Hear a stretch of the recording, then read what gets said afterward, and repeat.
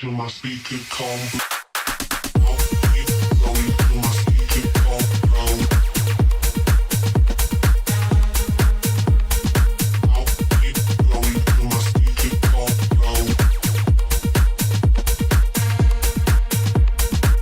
I'll keep going till my speaker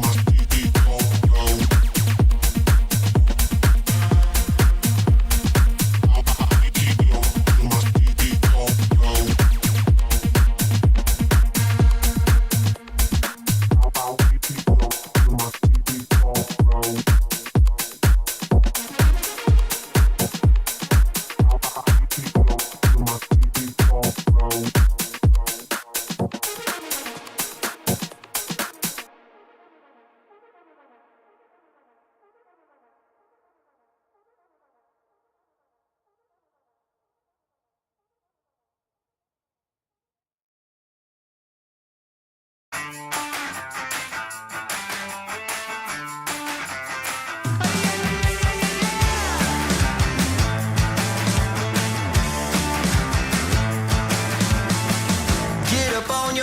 This is a shakedown. Order up that beat just like it's takeout. Show me you got soul inside those new shoes, and you can rock and roll with an attitude. So good, so fresh, just the way you like it. Just the way you like it.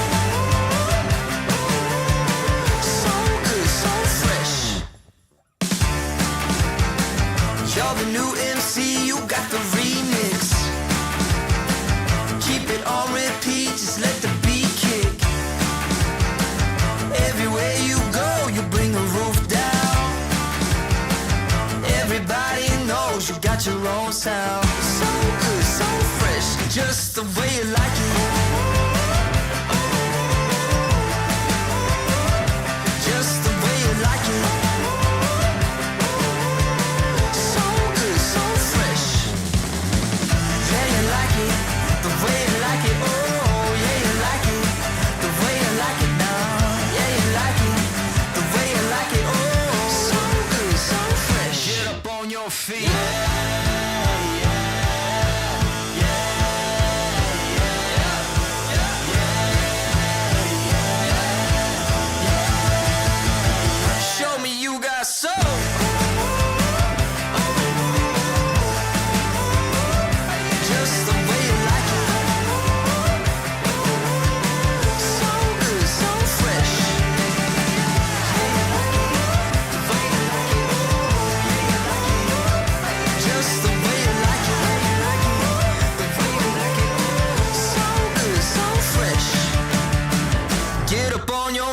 This is a shakedown.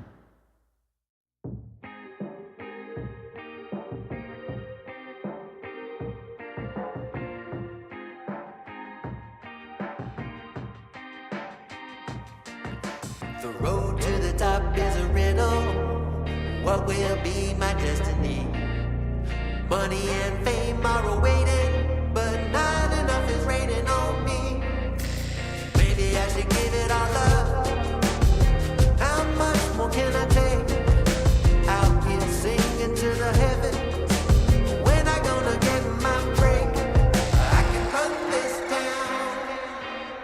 Oh, I can run this town.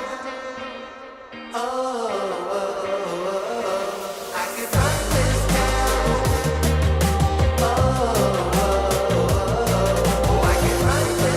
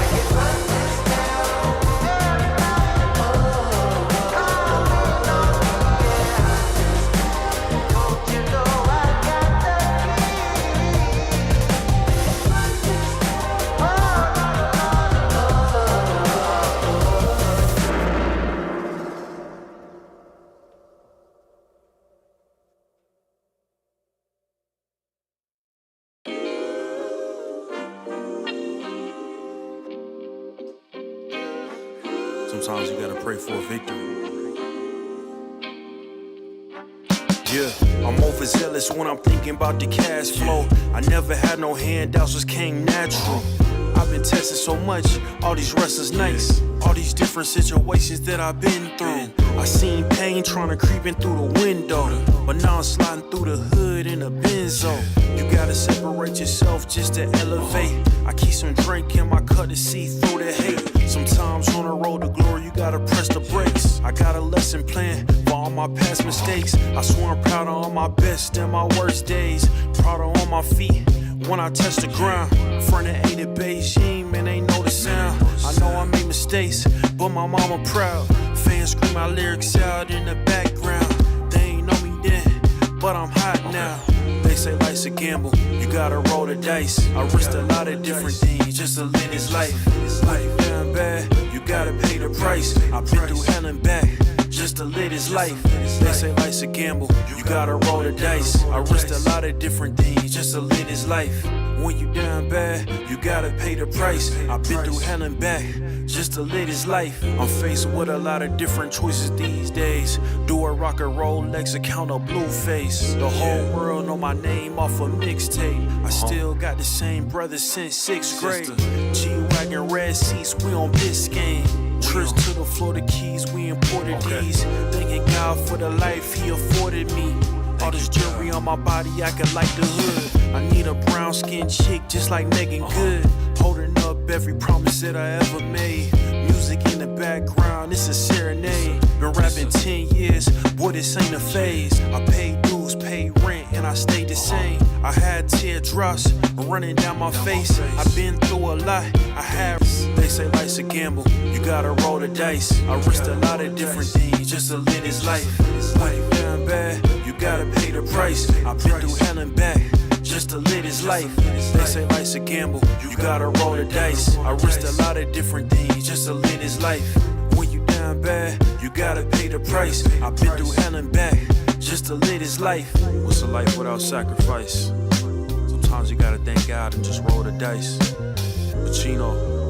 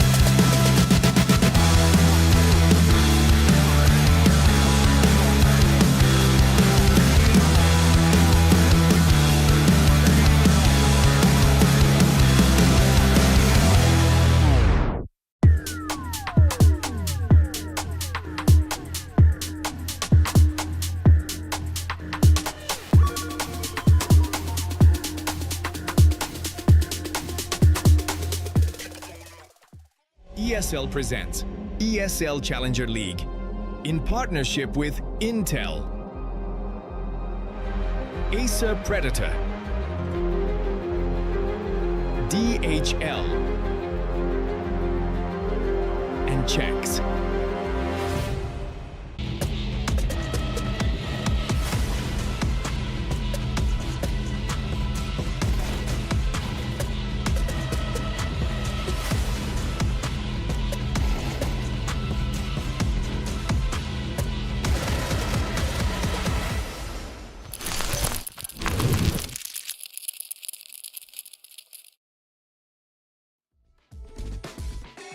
Ladies and gentlemen, welcome back to another bright and beautiful day of ESL Challenger League Season 51 for the first cup of the year for the European region. I'm Mac and I'm joined by the ever beautiful, the ever wonderful Ted to bring you all the action this evening. Ted, how you feeling?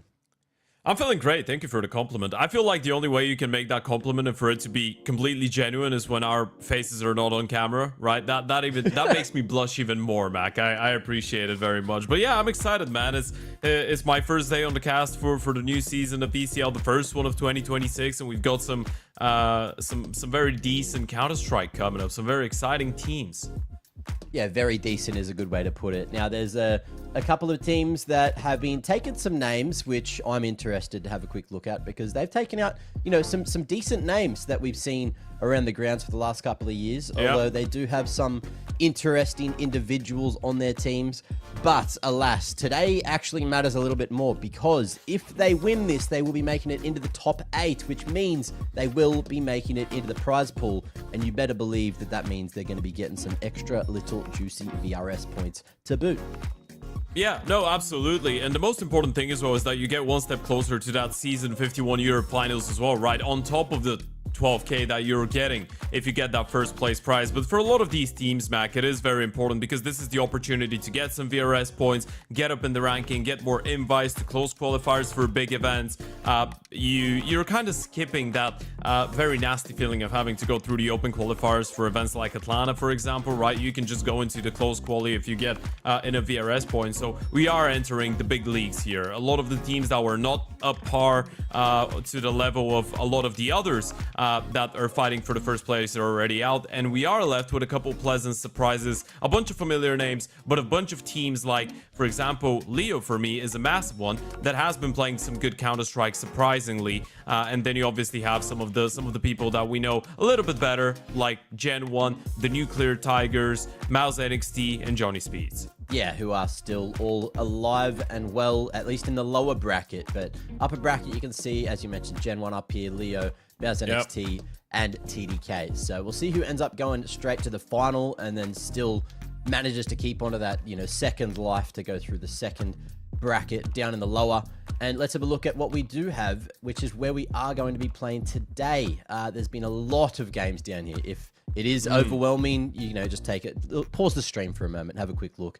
Also, there's plenty of resources online, so you can go and check out every single one of the teams that were here for Europe trying to play at their hand at the prize pool.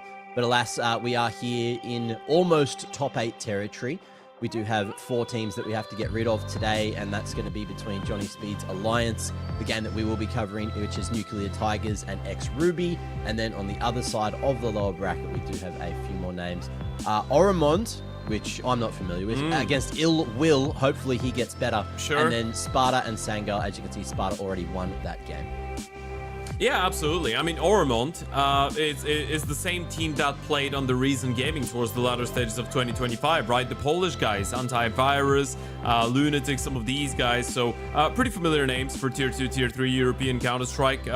Playing under a new banner, always a difficult one to take down. But as you pointed out, we are here to be talking about the CAS derby of the lower bracket. We've got a very interesting one that hasn't happened yet in 2026. Nuclear TigeRES taking on X-Ruby. Obviously, they were still Ruby in 2025.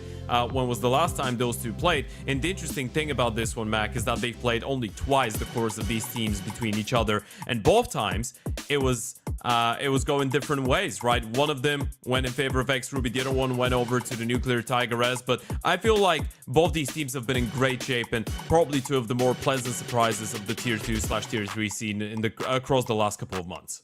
Yeah, and I can't wait to see what they are going to be able to do against one another. I've had a look, and I'm loving that we are seeing, especially XRuby, they've been early adapters of that Anubis, so I'm keen to see what, these Tier 2 teams are cooking up on Anubis as well, if we get it in the map pool. I'm hoping that we do. And then Nuclear Tigers as well. There's been a few individuals on that team which we need to have a look at. But yeah, here's the lineup for XRuby. We've got Cade, Fozzle, Hasanator, Shinejez, and Yumsan.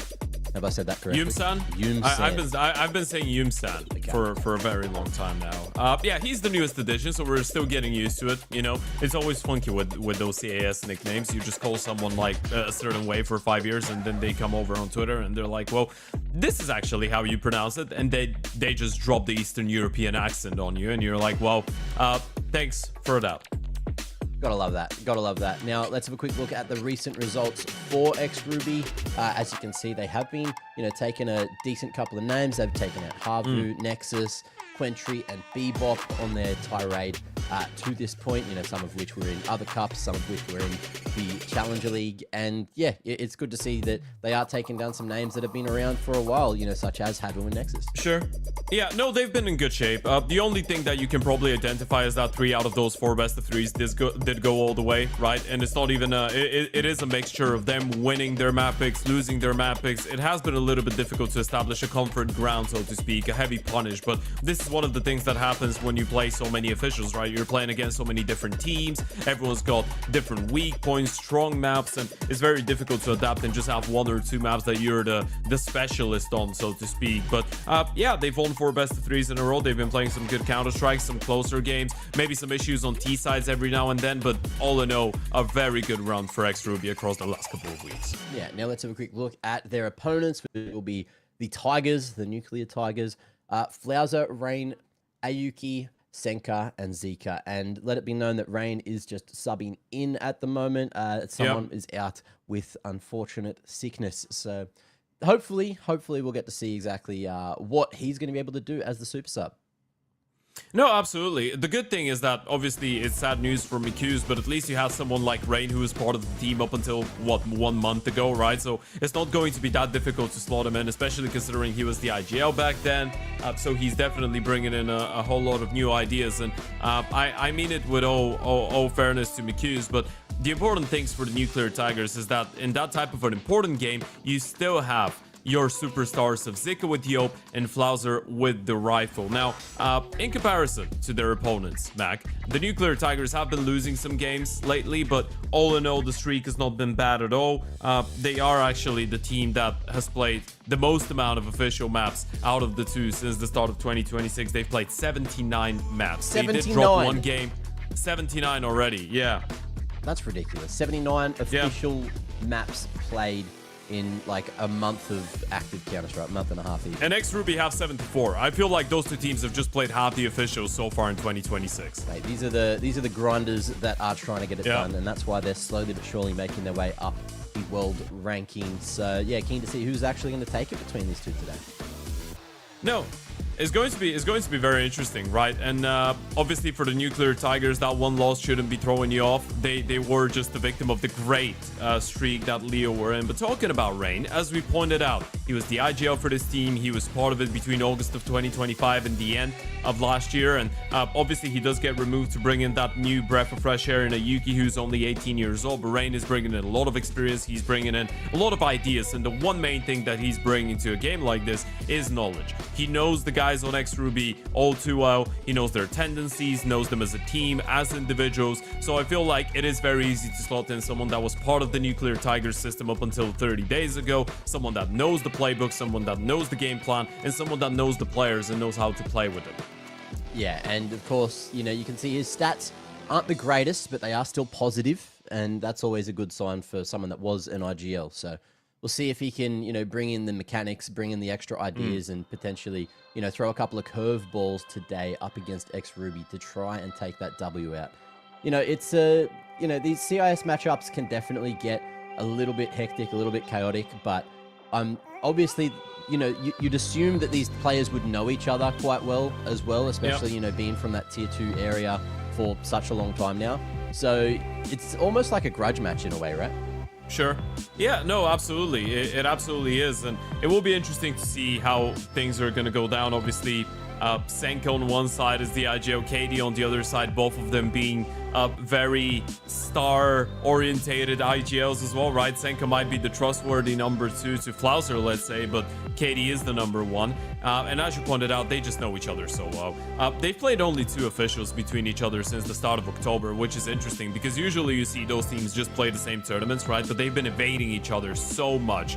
But the last time they played, that was in the CCT Season 3 Europe Series 10. It was in a close qualifier. Nuclear Tigers were able to come out on top in a 2-1 fashion, but there was a lot of close maps, a 13-10 in the mix, a 13-9, and then an overtime on Dust 2. And the previous time they played was at the start of October, and Ruby, back then, now ex-Ruby, won that one 2-0. The reason I'm saying that is because they had a 13-0 Dust 2. Oof. That's a one side of the fair. Are we going to see that again? Are we even going to see Dust? What do you reckon? Ooh, I feel like there might be an angle for it. The one good thing about these teams is that they play very similar maps. I think if you're ex-Ruby, you probably go for Dust 2. It kind of looks like the obvious punish, right? Inferno is going to be the permaban for ex-Ruby, and it's a very good map for the Nuclear Tigers, so I feel like they're just going into this game with an automatic handicap almost. And then Overpass is going to be removed by the Nuclear Tigers, a map that ex-Ruby like, but it's not their go-to necessarily. But since you asked me that question, I feel like there is a very good chance that we see either a Dust 2 or a Nuke being picked by ex-Ruby, right? Those are 2 maps that the Nuclear Tigers have played a lot, but they've played every single map in the map pool a lot, so it's not really something to go off of. But yeah, both Dust 2 and Nuke have been very reliable. A lot of consecutive wins when it comes down to ex-Ruby, maybe 2 of the maps on which they would say that they feel the most comfortable. Their third option would probably be a Mirage, but I feel like you don't really want to risk it against the Nuclear Tigers, considering that they themselves sometimes like picking into it. So this is probably one that you can float, leave it as a third, right? Go with something a little bit more comfy to start. I think that's a good way to put it. Now, I think we're getting Anubis. I think we're going to be getting... Actually, I feel like we're going to be getting a lot of the middle of the map pool. You know what I mean? Like, just the orange map supremacy. Well, I wouldn't be surprised if we end up getting there. I can play Seer here. What I will say is I'm 100% sure we're getting an Ancient out of the Nuclear Tigers. That should be a given. We're going to take a look at how things have been going. Ancient, 22 wins, 7 losses the last 3 months. You're looking at everything else. Anubis, as you pointed out, they're one of the teams that are trying out to be a little bit more involved with that, so that's always interesting. Inferno, sadly, we're not going to be able to watch today because it is the permaban of their opponents, but I feel like if you're talking the Nuclear Tigers, you just see a bit of a trend. They like the puggier maps, right? They like a Mirage, they like an Ancient. Dust 2 maybe not as much, but they still play it a lot. And then Anubis. They love the maps that rely a lot on individual skill and just on people being in tune mechanically, because this is the biggest strength of this team. They're just a bunch of kids that love running around and shooting people, which is all Counter-Strike is about in the end of the day. It's what you want to focus on, of course. You know, if you are killing people, you are getting that, step closer every time to the W each round. I've never been able to do that. It's unfortunate. It's unfortunate, Ted. Yeah. You and I both. That's why we're here. Yeah, we use our brains more than our arms, which is unfortunate because that's where all these other young, sharp individuals manage to outplay us all the time. Now, let's have a quick look at the map stats, or the veto stats rather, from ex-Ruby. And as you can see, they hate overpass, so we probably won't be seeing that. Although, what are we seeing here? Mirage seems to be their favored pick. I feel like we're not seeing any Anubis in there, so it must be from, prior season. No, it is very interesting because they have shifted a little bit towards even banning Dust in some of the games lately, right? Which is surprising considering it's, in my opinion, one of the maps that they can actually punish the Nuclear Tigers on the most, right? So if you are the Nuclear Tigers going into a game like this, you're probably expecting an Ancient, you're thinking a Dust 2 could be a possibility.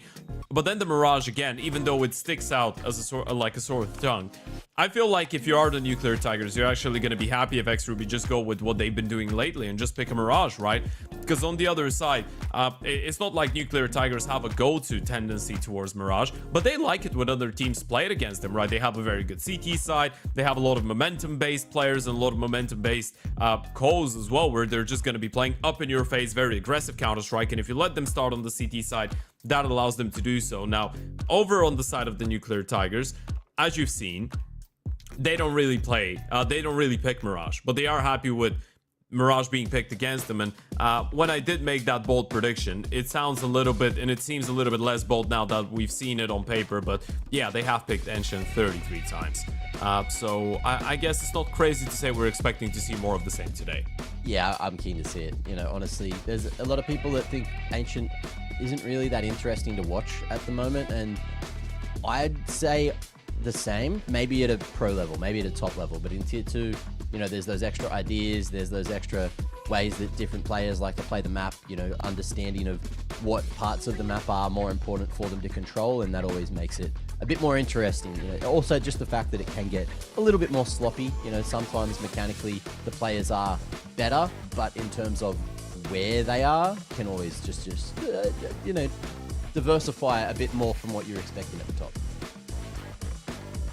No, I think it's an interesting conversation to be had with Ancient as well, right? Because in the end of the day, it is a bit more of a puggy map now that people have realized what to do, and basically everyone knows how to play on it, right? It's kind of like Mirage in that sense, and it does revolve a lot around what is going on towards middle. Yeah. But then in the same time, I agree with you. I feel like there is some ways that you can shake it up a little bit. You can make it a bit more creative. It depends on what type of a team you are, whether you want to rely a lot on that mid pressure, whether you want to throw in a lot of presence coming out of cave. There's certain teams that might not even fight middle, but every single time they're going to have at least 1 or 2 people contesting cave and not giving away that part of the map, right? There's people that are more than happy with letting middle go and then just pushing towards the extremities and towards the ram and towards a lobby. There's teams that keep their AWP a little bit more stationary and towards that A bomb side and allow their rifles to have more firepower dedicated in towards the middle part of the map. And there is teams that give freedom to the AWPer and just let him roam, right, and go for peaks depending on the spawn he's got. So I feel like it is as much as people could say it's vanilla to some extent.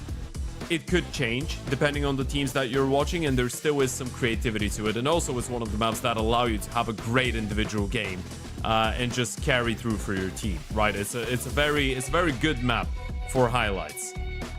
Yeah, highlights in particular.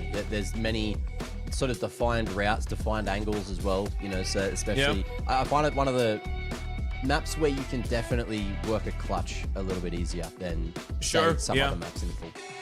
No, absolutely. Yeah, you've got some quick rotations. It's very I feel like nameplate Counter-Strike is very important when you're playing a map like Ancient, because it's very easy to put together what type of a setup the CTs are running. If you're on the T side or if you're left in a clutch, you know who's defaulting where. It's very easy to navigate your way around the map. With some other maps, it could be a little bit more difficult. Ancient is, in general, quite punishing towards bad rotations, right? So that makes it a lot easier for you to kind of project what is going on, project that mini-map, that imaginary mini-map in your head and be like, okay, this guy plays here, he's probably going to be there. And we're expecting to see a lot of mind games between those two teams because, again, sounding like a broken record a little bit at this point, but they do know each other very well. And Ted, look, I feel like we know each other too well. We've been spending a bit too much time yapping, and you guys at home, you probably want to stop listening to us for a short while. Again, the game is not quite ready, but it will be just after the break. We'll see you shortly.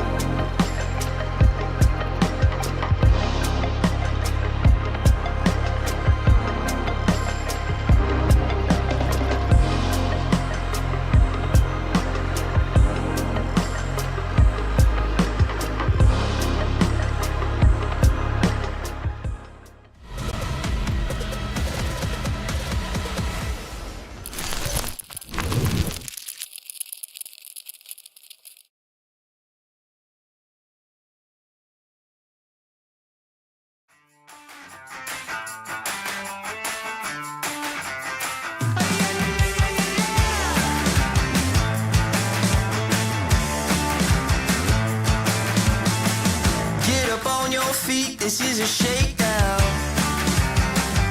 Order up that beat just like it's takeout. Show me you got soul inside those new shoes, and you can rock and roll with an attitude. So good, so fresh, just the way you like it. Just the way you like it.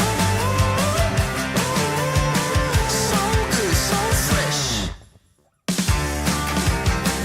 You're the new MC, you got the remix. Keep it on repeat, just let the beat kick. Everywhere you go, you bring the roof down. Everybody knows you got your own sound. So good, so fresh, just the way you like it. Just the way you like it. So good, so fresh. Yeah, you like it, the way you like it. Oh, yeah, you like it, the way you like it now. Yeah, you like it, the way you like it. Oh, so good, so fresh. Get up on your feet.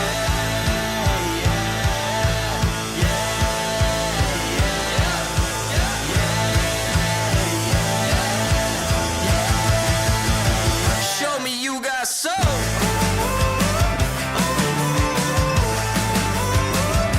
Just the way you like it.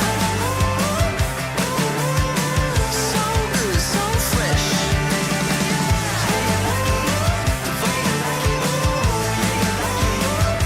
Just the way you like it. The way you like it.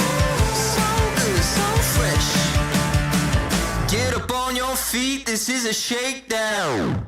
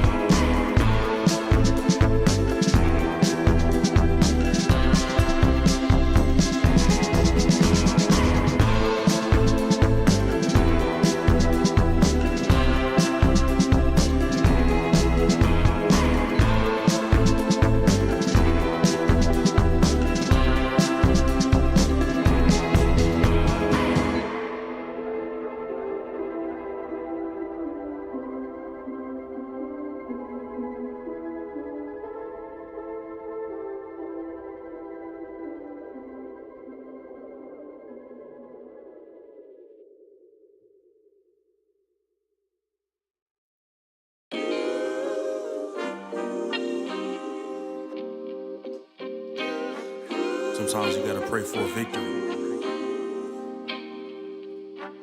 Yeah, I'm overzealous when I'm thinking about the cash flow. I never had no handouts, just came natural.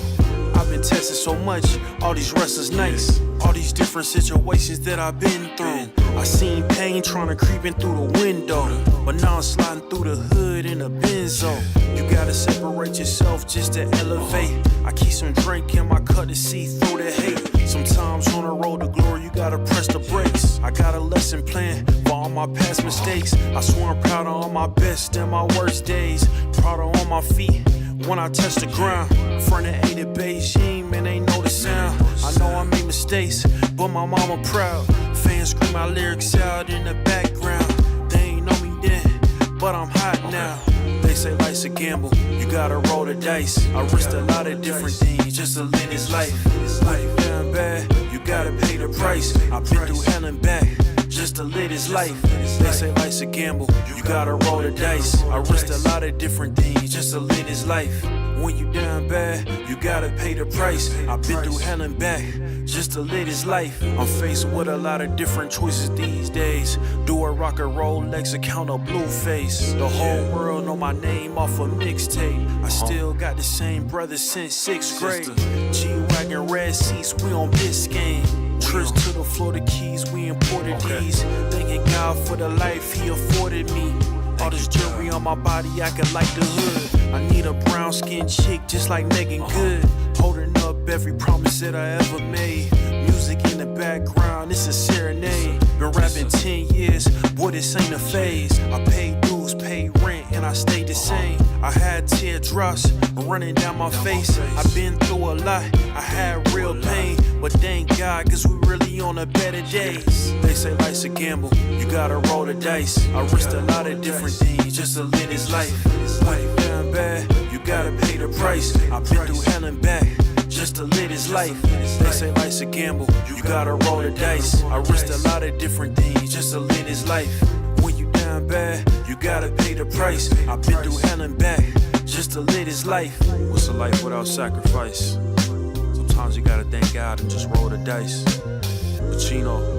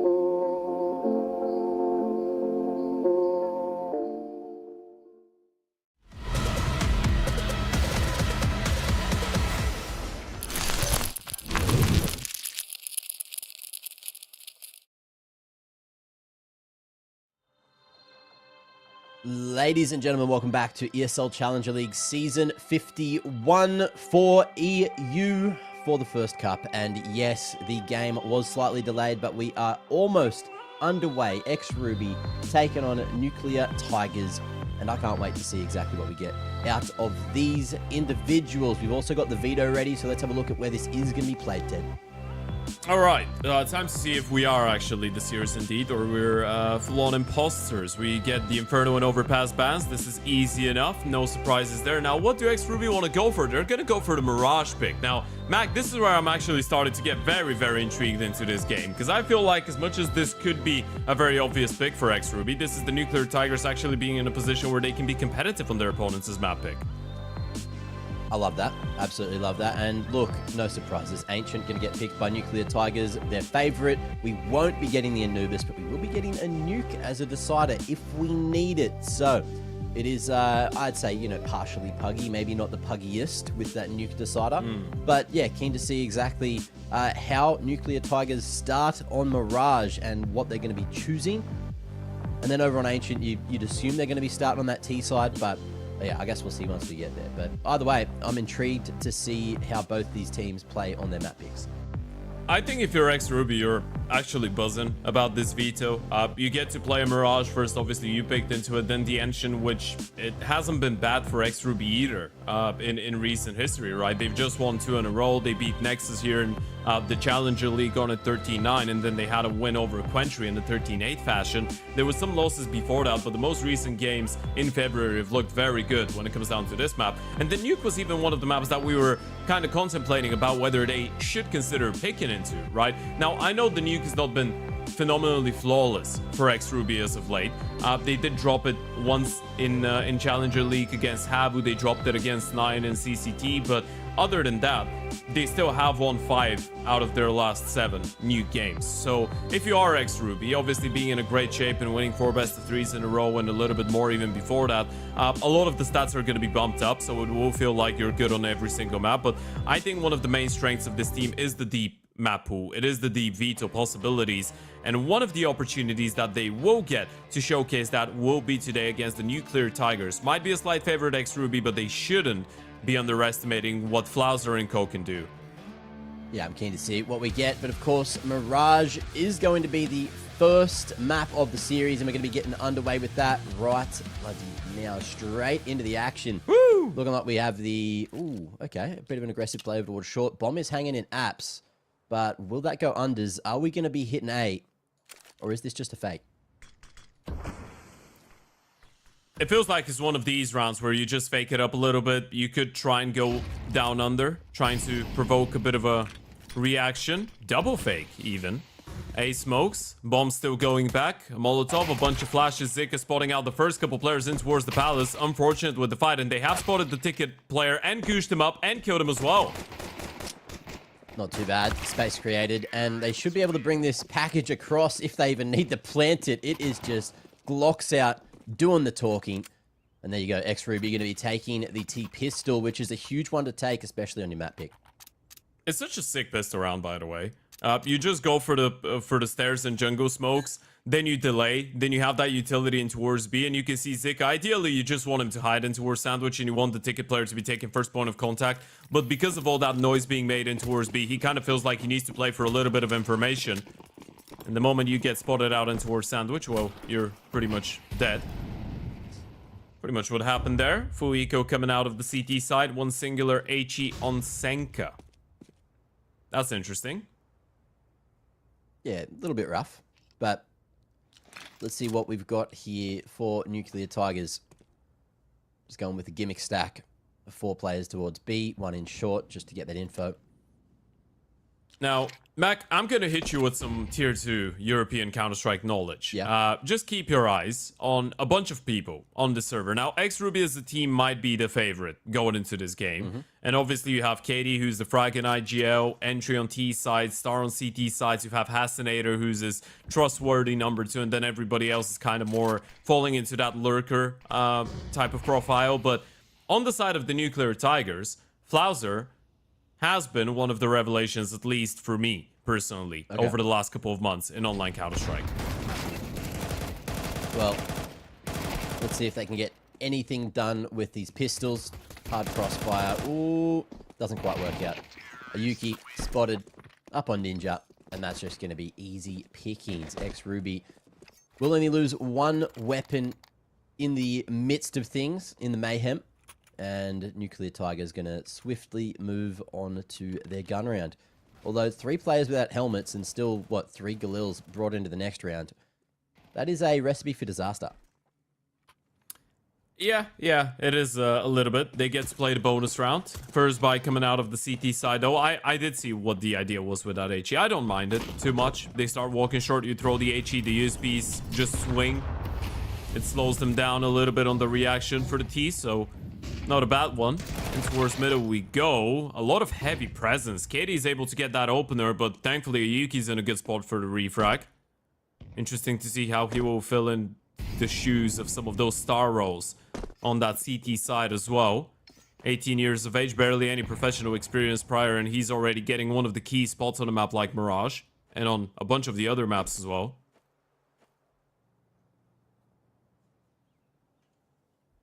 Let's see how they're playing this. Man down already.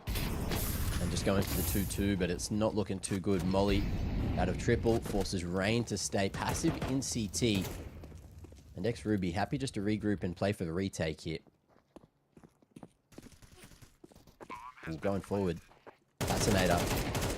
Just going dry with this one, but already knows that there's a few more CTs around the corner. Already able to find that first one. HE damage is huge to help Ayuki polish off that kill. Now down to the 2v2. Bomb planted. One under Balk, one in Pal. And, ooh, Pal player gets smoked off, so that makes Yumson in a awkward position to try and find these picks here, but he's not going to be able to do so. Zika gets it done from the stairs, and that's a successful retake for Nuclear Tigers to put their first on the board. That's a very sick round to pick up, by the way. Big one out of Ayuki. From the opening kill to that second kill coming out of stairs, they'll have just about enough time for the defuse, but I don't know about you. The moment that all this jiggling was happening into our CT spawn and there was some traffic jam where the MP9 was supposed to swing and the M4 to just go for a short peek and get the kills. The moment that the rifle goes down and the SMG's hesitating so much, I started feeling like this is unwinnable. That's what I'm talking about. Even though the player in towards Robs goes down as well, but that smoke in towards Palace was quite key. The moment that Yumsan couldn't win his fight and towards the back of the default round was pretty much over. Still plenty of cash for the T's to go for reinvestment, even though Yumsan will have to take a bit of a hit with the pistol.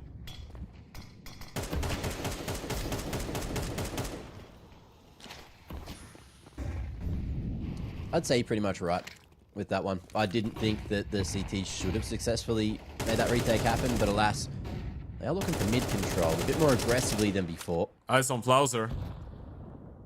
Just creeping up under that top mid smoke, but oh, beautiful flash. Enabled that first pick. I thought Cade might have been able to find the double there, but still, info on the short member. As Nuclear Tigers are just trying to figure out where the rest of X-Ruby are coming from. 2 towards the lower side of mid. Yumsen still making noise towards top mid, just trying to reclaim the AK. Will cost him his life. And that HE as well. Big damage onto the undersplays. Yep, Conpi comes in. Hasinator is actually able to swing in time, and Chinese will get that first one into the second onto Rain. Down they go from a 3v4 into a 3v1 in just a matter of moments, and they know Senka's the B anchor. It should be quite easy to read it out. Vert is already out on the A bomb site. They just want to make sure they don't let him get an easy kill and then fade away. Shouldn't be possible though. He's already into towards under. There's no way he's going to be able to catch them on time. Creeping in. May just be able to do so. Can isolate this first fight with Hasinator. As you can see, Vert's just going to be covering that CT angle. If you can get past this first hurdle, then maybe there's a chance, but the flash Nice. gave Hasinator more than enough confidence to swing into Con and lock that in. But yeah, what was that? 3v4 with 3 alive at the end. That's nasty out of X-Ruby. I was going to start praising Ayuki for the initiative because I'm pretty sure he was in that type of a position where he's the one calling for the flash from the A-bomb side to go for the swing down in window. But then Hasinator just gets the kill on connector, turns around and towards window. They were just so ready for everything, regardless of using the util as well. So far, X-Ruby have been doing a very good job of just anticipating the mid-aggression from the Nuclear Tigers. At the start of the round and the mid of the round, that's one of the things that the Nuclear Tigers do a whole lot, right? They're that type of a team. Middle is very important for them. Flauser will try and get away with a bunch of aggressive plays early on solo. If that doesn't work, then they just start grouping up, but they will maybe still go for the pushes in the mid-late stages of the round. XRuby seems to be very aware of that tendency. And as we said, by the way, Mac, even though Mirage has not been bad for the Nuclear Tigers as of late, it's usually the CT side that grants them the most success. And you already have a 1-3 start, potentially 1-4 considering you're just working with a bunch of pistos. Straight up short they go. And Pistols, look, in positions to maybe do some damage, but Cade, he has so much confidence. He's not going to be stopped. Swinging towards the back of sight. CZ, good for a single. And the fast flank out of Zika, able to get yet another bit of damage. Wants to get his mitts on the AK, but oh, I don't know if he's going to be allowed to. He will. Fights for it. Yumsan down. Hasanator, maybe not expecting a staggered second man in through apartments. But yeah, Rain's made a little bit of noise here. And there you go. Ooh. Hasanator spots it, holds it, and manages to steady the round up against the Pistols. Although, look, Nuclear Tigers, they kept them guessing. Yeah, a bunch of very good rounds coming out of Hasanator in terms of the multi-kills as well, right? It's good to see him have a good start. He's one of those guys that were very familiar with the scene early on, 2022, when he was on Spirit Academy. He played with people like Dong, Zontix, Artfrost, Owner.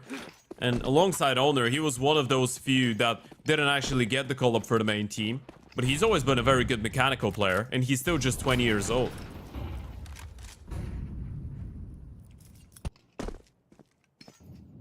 It's crazy how much life a lot of the players have left in them. Being just 20 years of age. Still just starting their careers. Flauser, though, in the meanwhile, is going to be mollied out into the open. That defensive smoke looked good. The break, not quite perfect for the T's. Re-molly under Balk, and they're going to try to force their way forward, but that's the bomb on the ground. And a solid crossfire held from there and stairs. Going to be able to bring it back to the 3v3. Now, Yuki just wants to live, just wants to try and buy time for the rotates in for the rest of the Tigers. Just trying to figure out what they want to do here. Smoke towards the top of con so they can continue fighting for the stairs control once the jungle smoke fades. Shanjer's going to be able to find an angle across the top on the Senka. There's another as the smoke fades, and it's not looking too good for Zika, although had an opportunity to double down, but just barely missed the flick. And that's going to be 5 on the board for XRuby. That's what happens when you don't get that 1-for-1 refrag onto Cade at the start of the round, right? In 2 of the buy rounds, he was already able to deal with Flauser in towards middle. Now he goes on to a bit more of a dedicated push in towards the A-bomb side, and this is the switch-up that is going on here from XRuby. Especially after seeing how aggro Nuclear Tigers were in towards middle in the first couple of rounds. It just makes sense to regroup and try and hit him with a heavy bomb side hit. Didn't rush it through the smokes. Didn't feel like they were nervous at all. Had enough utility to replenish some of those already faded smokes as well. The money game has not been moneying for the side of Nuclear Tigers so far. Down to the SMGs, the pistols. T-side economy is not great either, because there has been some expensive rounds, but if you're the Nuclear Tigers, you gotta start winning rounds. Doing damage is just not going to cut it in the long run.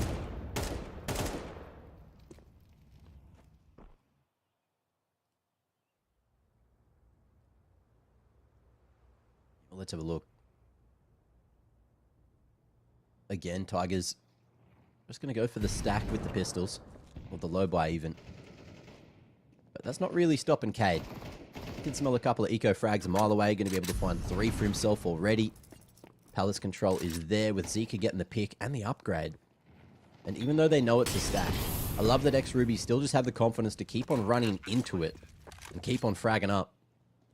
Yeah, I feel like it's about how you will picture the word running as well, right? Because they're just pushing their way forward, but you can see that there's layers to it, right? That's a nice shot by Yuki, but there's utility. They waited for the mid players to come up connector.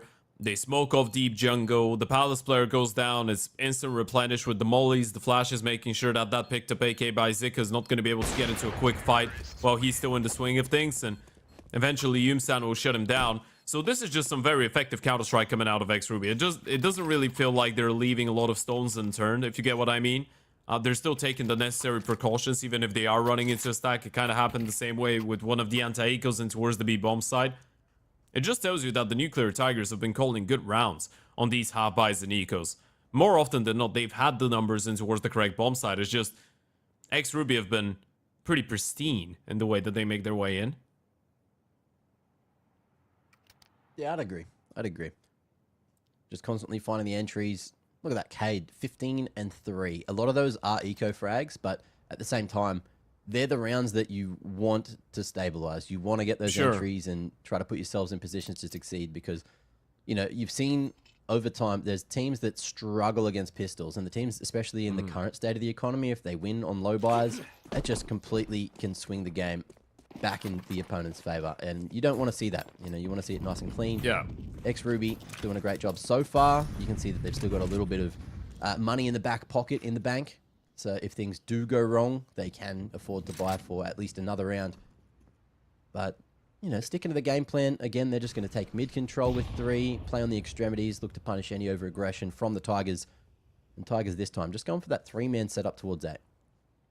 Yeah. Don't let Cade get another opening kill. You mentioned the eco frags, but in retrospect, 2 opening kills in buy rounds in towards middle, where he goes 1 for 1, another triple kill in a buy round in towards the A bomb side. His impact has not been limited by the round, and we're talking about the impact on openings from Cade. There's another one. That's his 3rd opening kill already in towards that middle part of the map, and Flauser trying to pick up the pieces is just going to get picked apart. A Yuki all alone, spotted out. No one in close proximity to try and go for the refrag, though. That was the Oper behind him, so he's going to be under a little bit of pressure, but still has space. But look at Rain. He's on an island, and Cade knows. He's ready for it. Oh, Rain. Awkward angle to try and fight multiple Ts from. Is going to do a good job to at least get that single. But I don't know if we're going to see Tigers attempt this. You know, in the 2v3, they haven't really had too much success so far on the retakes. Doubling up towards unders. And we'll see if TigeRES is going to be able to stop them from having a sniff here. At the moment, it looks like maybe they're just going to try and find an upgrade, try and grab a rifle here for Senka. But that's not a place you want to be with TigeRES in this position. There goes his life, and a Yuki hoping at best he can keep his mitts on this AK. It's been a very tough game for Senka, by the way, because they haven't really been going B too much on buy rounds, but he's still dying in the post plan, right? Yeah. So he's 1 and 8, but he's not really seeing anyone at a very relevant moment of the round. He doesn't really get to contribute as much. It's always difficult when you're IGLing off of an anchor spot as well on a map like Mirage, because you don't really see what's going on towards middle in real time. You don't really know what the reactions are like. You're kind of putting all your trust into your teammates. And Ayuki's been doing a good job, but everybody else has just been getting run down by Cade on these openers, creating so much space for that T side. Honestly, I think Cade might be one of the most impressive frag and IGLs in Tier 2 Counter-Strike right now. He's just doing it all.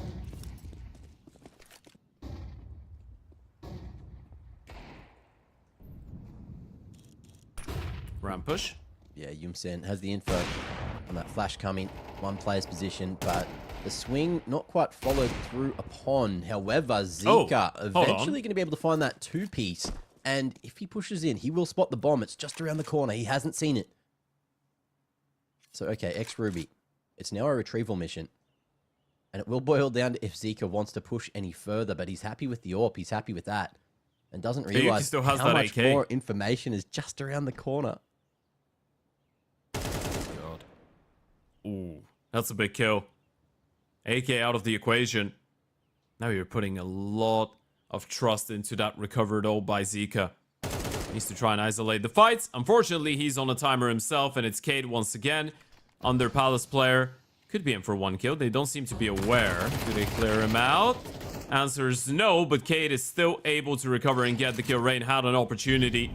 Needed an instant headshot, though. And it was not meant to be, and now Senka's been spotted out. Same old scenario for good old Senka. Yeah, the shake of the mouse. Not a lot you can do there. Not a lot you could have done in the previous rounds as well, Senka. Unfortunately, that is the fate of a B player. Sometimes. Yeah, look, it happens to the best of us. But you're not backing him. I don't think he's backing himself. 1 and 8, he's not having the best game. As you mentioned, hasn't really been in too good of a position in many of these rounds to have any form of impact. Yeah, that's the thing, right? You can't even say that he's playing. I mean, obviously it's not great because he's 1-8, but I wouldn't say that he's been given the opportunities and he hasn't really been able to pick it up, right, and get it together. It's one of those situations where you're 1-8, but you could be feeling sharp.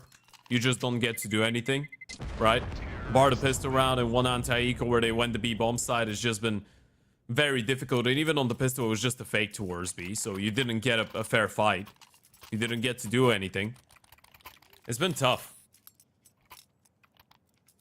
And I don't Bar think it's going to one get any easier, retake. honestly. Like, Nope. at this point, you know, you've got the money just overflowing from X-Ruby. They've already got 8 rounds here on that T side. And looks like at this point, they're hunting for a few more. Yeah, even if you were to get all 3 rounds until the end of the half, it's still going to be a labored effort going into the second half for the Nuclear Tigers. And even getting those 3 might feel like a little bit too much. Switching things up again. Or X-Ruby, one player in towards under, another one in towards top mid. That's going to be Kate, but the bomb still making its way in towards the B apartments. Got to be careful, looking for a peek over the smoke Flauser. Ooh, is he going through? He's thinking about it. He certainly has. And Zika able to at least answer back with another. This is the best position we've seen the Tigers in, especially with Senka finally able to get activated. Has that player on short, a Yuki, who can't quite trade, but has spotted the bomb. And that'll be the full rotation from Tigers. Already 2 towards Kitchen. 1 on short. The solid crossfires here to try and stop them from going out on site, but Yumsan across the top from the van is going to be able to find yet another, and it's all on him now. 2 more CTs to try and figure out.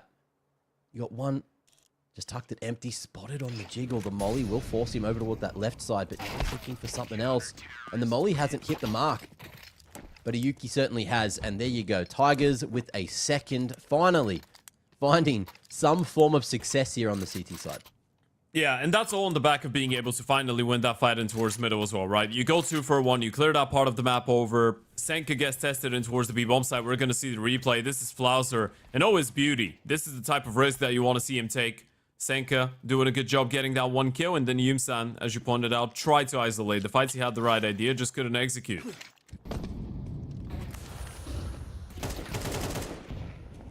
Straight at 8. Picking up the pace, and again, Cade. What, that must be his, like, 9th opening frag, like, of all of the rounds so far.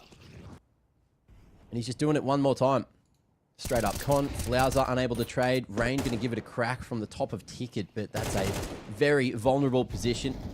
Ayuki does have the helping hand of Senka right next to him, just stacking up on the jungle side. Shanjez spots one, and then there's the other info communicated. And this is not looking like there will be 2 rounds back-to-back for Tigers. Unless Rain has a life round, but he's not allowed to. Just spammed straight on down. And another quick one out of X-Ruby. I'm pretty sure you were on the money with that Kate opening frag prediction, by the way, or that guess. I think it's 8 or 9 opening kills we've seen out of him so far on this map. It's definitely not less than 8. That's the bottom line, which is crazy when it comes down to the impact. It's just unplayable when you have someone creating so much space, winning the fights time and time again and towards middle. They're just getting run down, the Nuclear Tigers, and sure, this is not your map pick, but it's still not a good look. Especially considering we're talking elimination on the line. We kind of talked about the good side, the upside of whoever's going to win this game is going to get into the money, but the downside is you lose, you're out of the event. Well, that was a rough situation. Senka finally able to have some kind of impact, but unfortunately was shooting toes and couldn't quite finish him off. But it is going to be the flank out of Flauser. Almost enough to win the whole damn round. Big damage on a multiple, but it is a quick trade out of Shanjez, who's got that off. Went to the Bogdan's Law earlier after getting knocked down quite low, and again, they are not going to be giving this one up, not without a fight. Shanjez, 3 points of health, but he's certainly still got that confidence. And is just pausing, hoping that Rain is the one to maybe overplay the situation. Does he go under towards A? He's got the time for it. He's just waiting for Rain to make a play here. He saw that the peek from short is not going to come through. Rain has not seen anything for such a long time. There's a good chance that he just overthinks it and goes back in towards the A bomb side. And Shinies is just waiting in towards the kitchen area of that B apartments. He doesn't know it right now, but he's got an empty bomb site. And eventually, he's going to have to start making his way back. And I'm not sure if Rain wants to change his mind multiple times in a situation like this. Kind of have to commit to the A bomb site at this point. And he's made the wrong choice. This gives TigeRES a world of space to play with. Although he has that paranoia in his mind. Can he make the read? Planted empty, smoke on short, and Rain's coming this direction. If he gets close enough, he might be heard. Although he does hit that shift key at a nice timing. We'll break the smoke. We'll alert TigeRES of this position. And TigeRES now has to take the fight. One bullet is all it's going to take, and he will hit that 10-2 at the half. Ruby just absolutely dominating the Tigers, but they've still got to find 3 more in that second half. And to get there, we've got to go to a break. We'll see you just after this.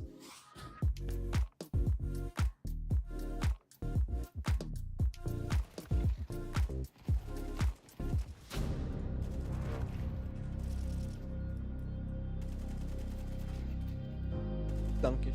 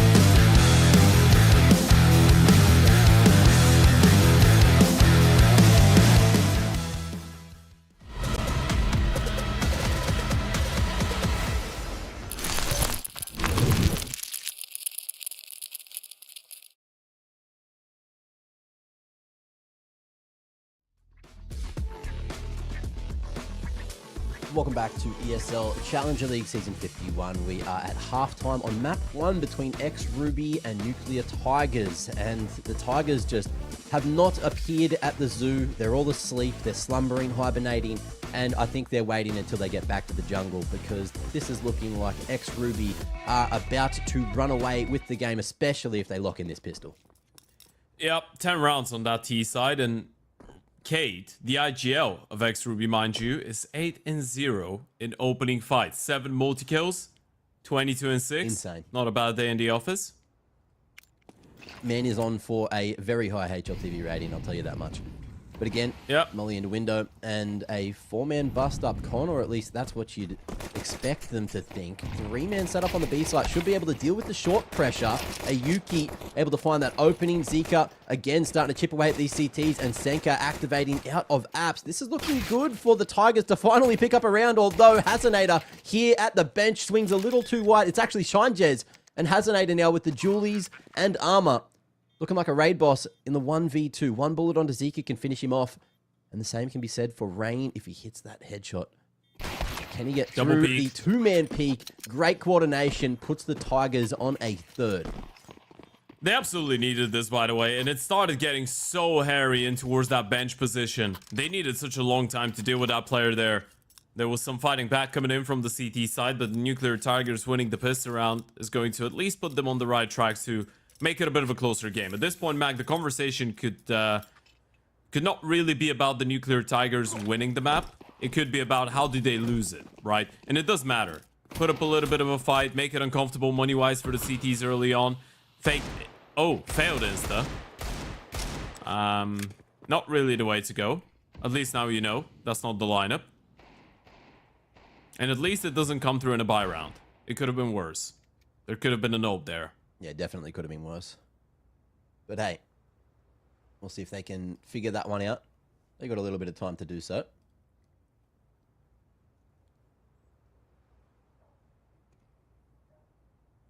And they are just going to let that time bleed out even further.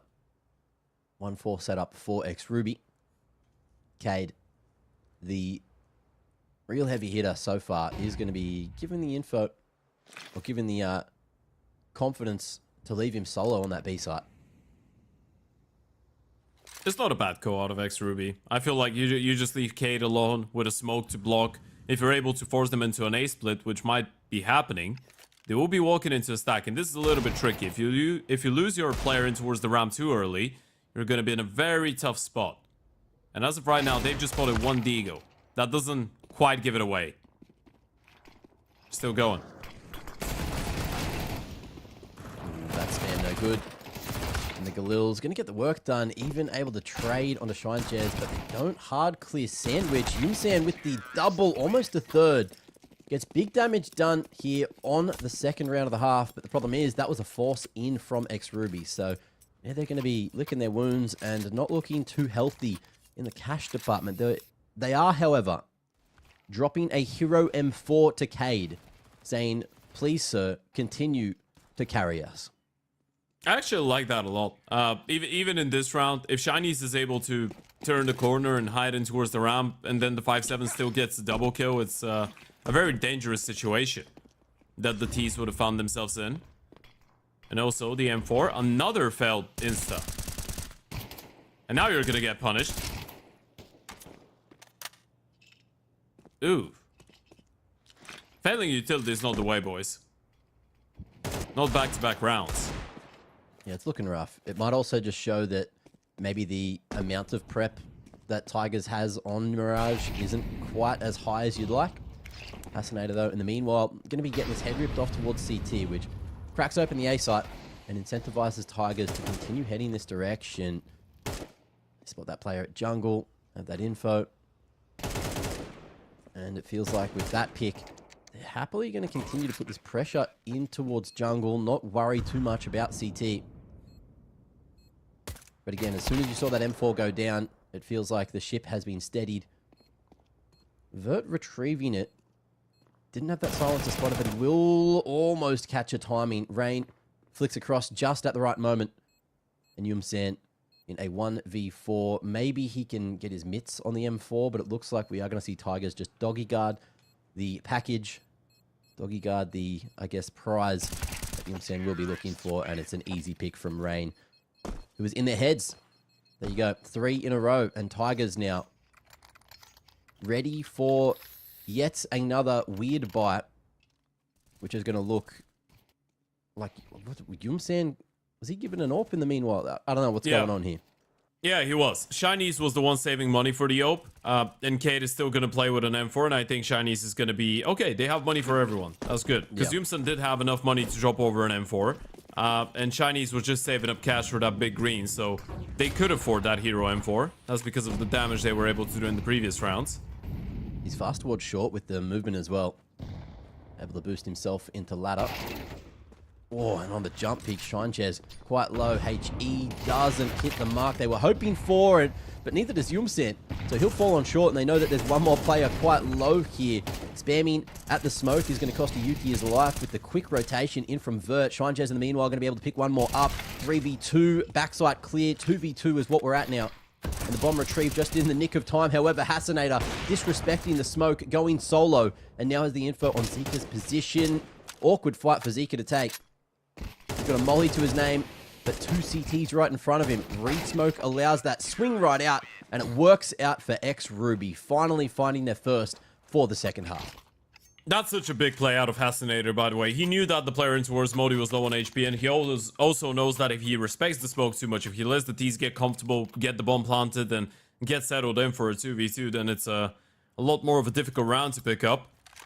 You simultaneously don't grant them that possibility to go for the extra money on the back of the bomb plant, and you win the round by getting the easy refrag. Good initiative. And now you can see what that does to the T-side economy. I mean, you've got the AWP, you've got 2 AKs, a Galil, a Deagle, but utility is very short as well. You lose here, this is pretty much game over on Mirage. Let's see if they can keep gaming. Yumsen on the line. Ooh, quick flick, ready for Zika, who wasn't quite aware of the odd position. Bit of an off angle there under ticket. And with that pick, let's see if X-Ruby can capitalize. I'm actually surprised they were willing to go for that type of a peek, because the only thing they spotted in towards middle was just one player fighting short, right? The Oper didn't even fire a shot in window at the start of the round. This is a bit of a miscom there. Yeah. You should have been ready for him to be in towards the ticket. Ooh, ooh. Nice angle. And that's another untraded kill with another one. Hassanator jumping up and ready for the final man, Rain. He's got 46 seconds to work anything. Bomb down outside of A main as well. Makes this round so unwinnable for anyone. Look at the swarm of CTs that he has to get past. That's the issue with the lack of util as well, right? Because they just started the round with limited amount of smokes. I'm not sure if they even had a single flash on that T side. Which is a bit of an issue when you know there's an AWP on the other side and you just want to walk out. Yeah. It's always going to be tough.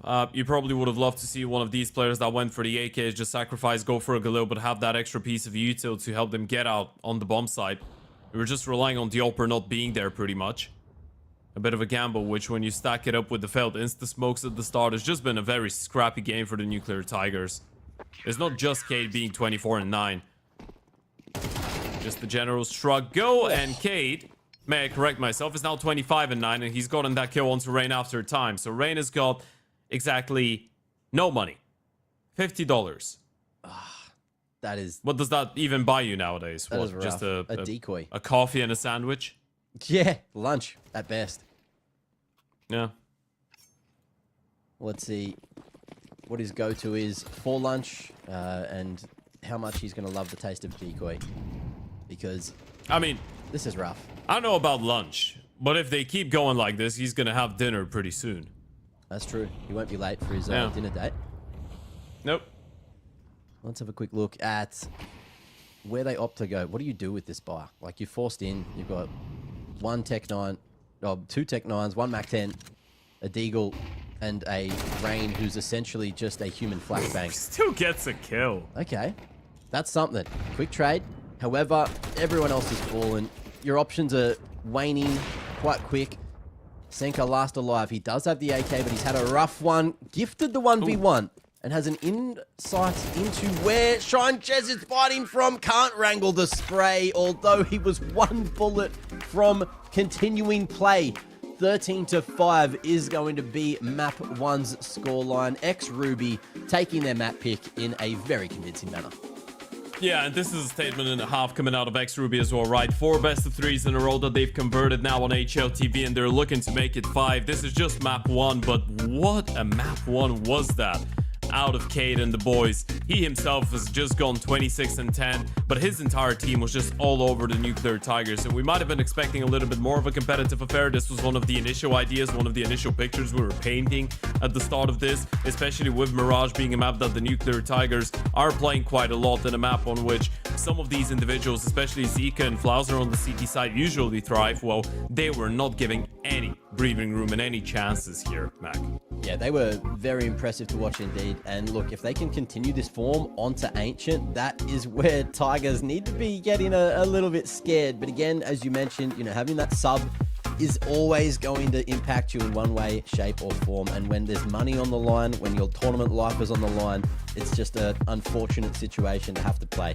But you have to play it, and you've got your map pick around the corner, which of course is going to be Ancient, and that's coming up just after the break.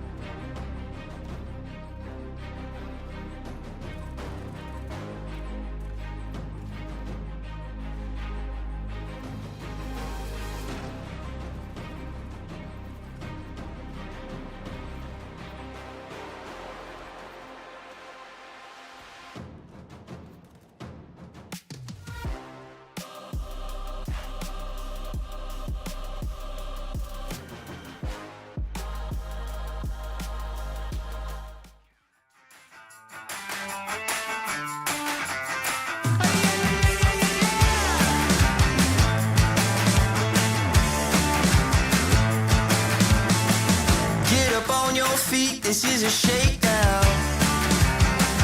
Order up that beat just like a takeout. Show me you got soul inside those new shoes, and you can rock and roll with an attitude. So good, so fresh, just the way you like it. Just the way you like it.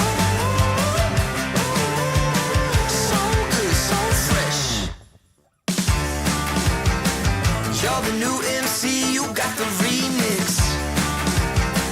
Keep it on repeat, just let the beat kick. Everywhere you go, you bring the roof down. Everybody knows you got your own sound. So good, so fresh, just the way you like it. Just the way you like it.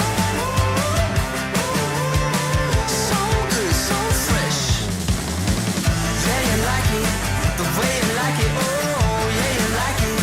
The way you like it now, yeah, you like it. The way you like it, oh, so good, so fresh. Get up on your feet. Yeah, yeah, yeah.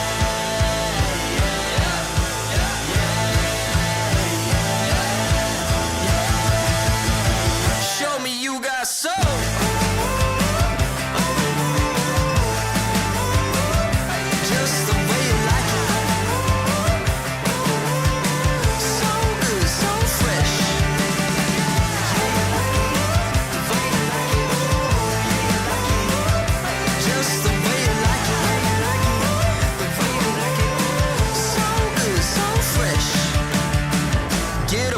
Feet, this is a shakedown.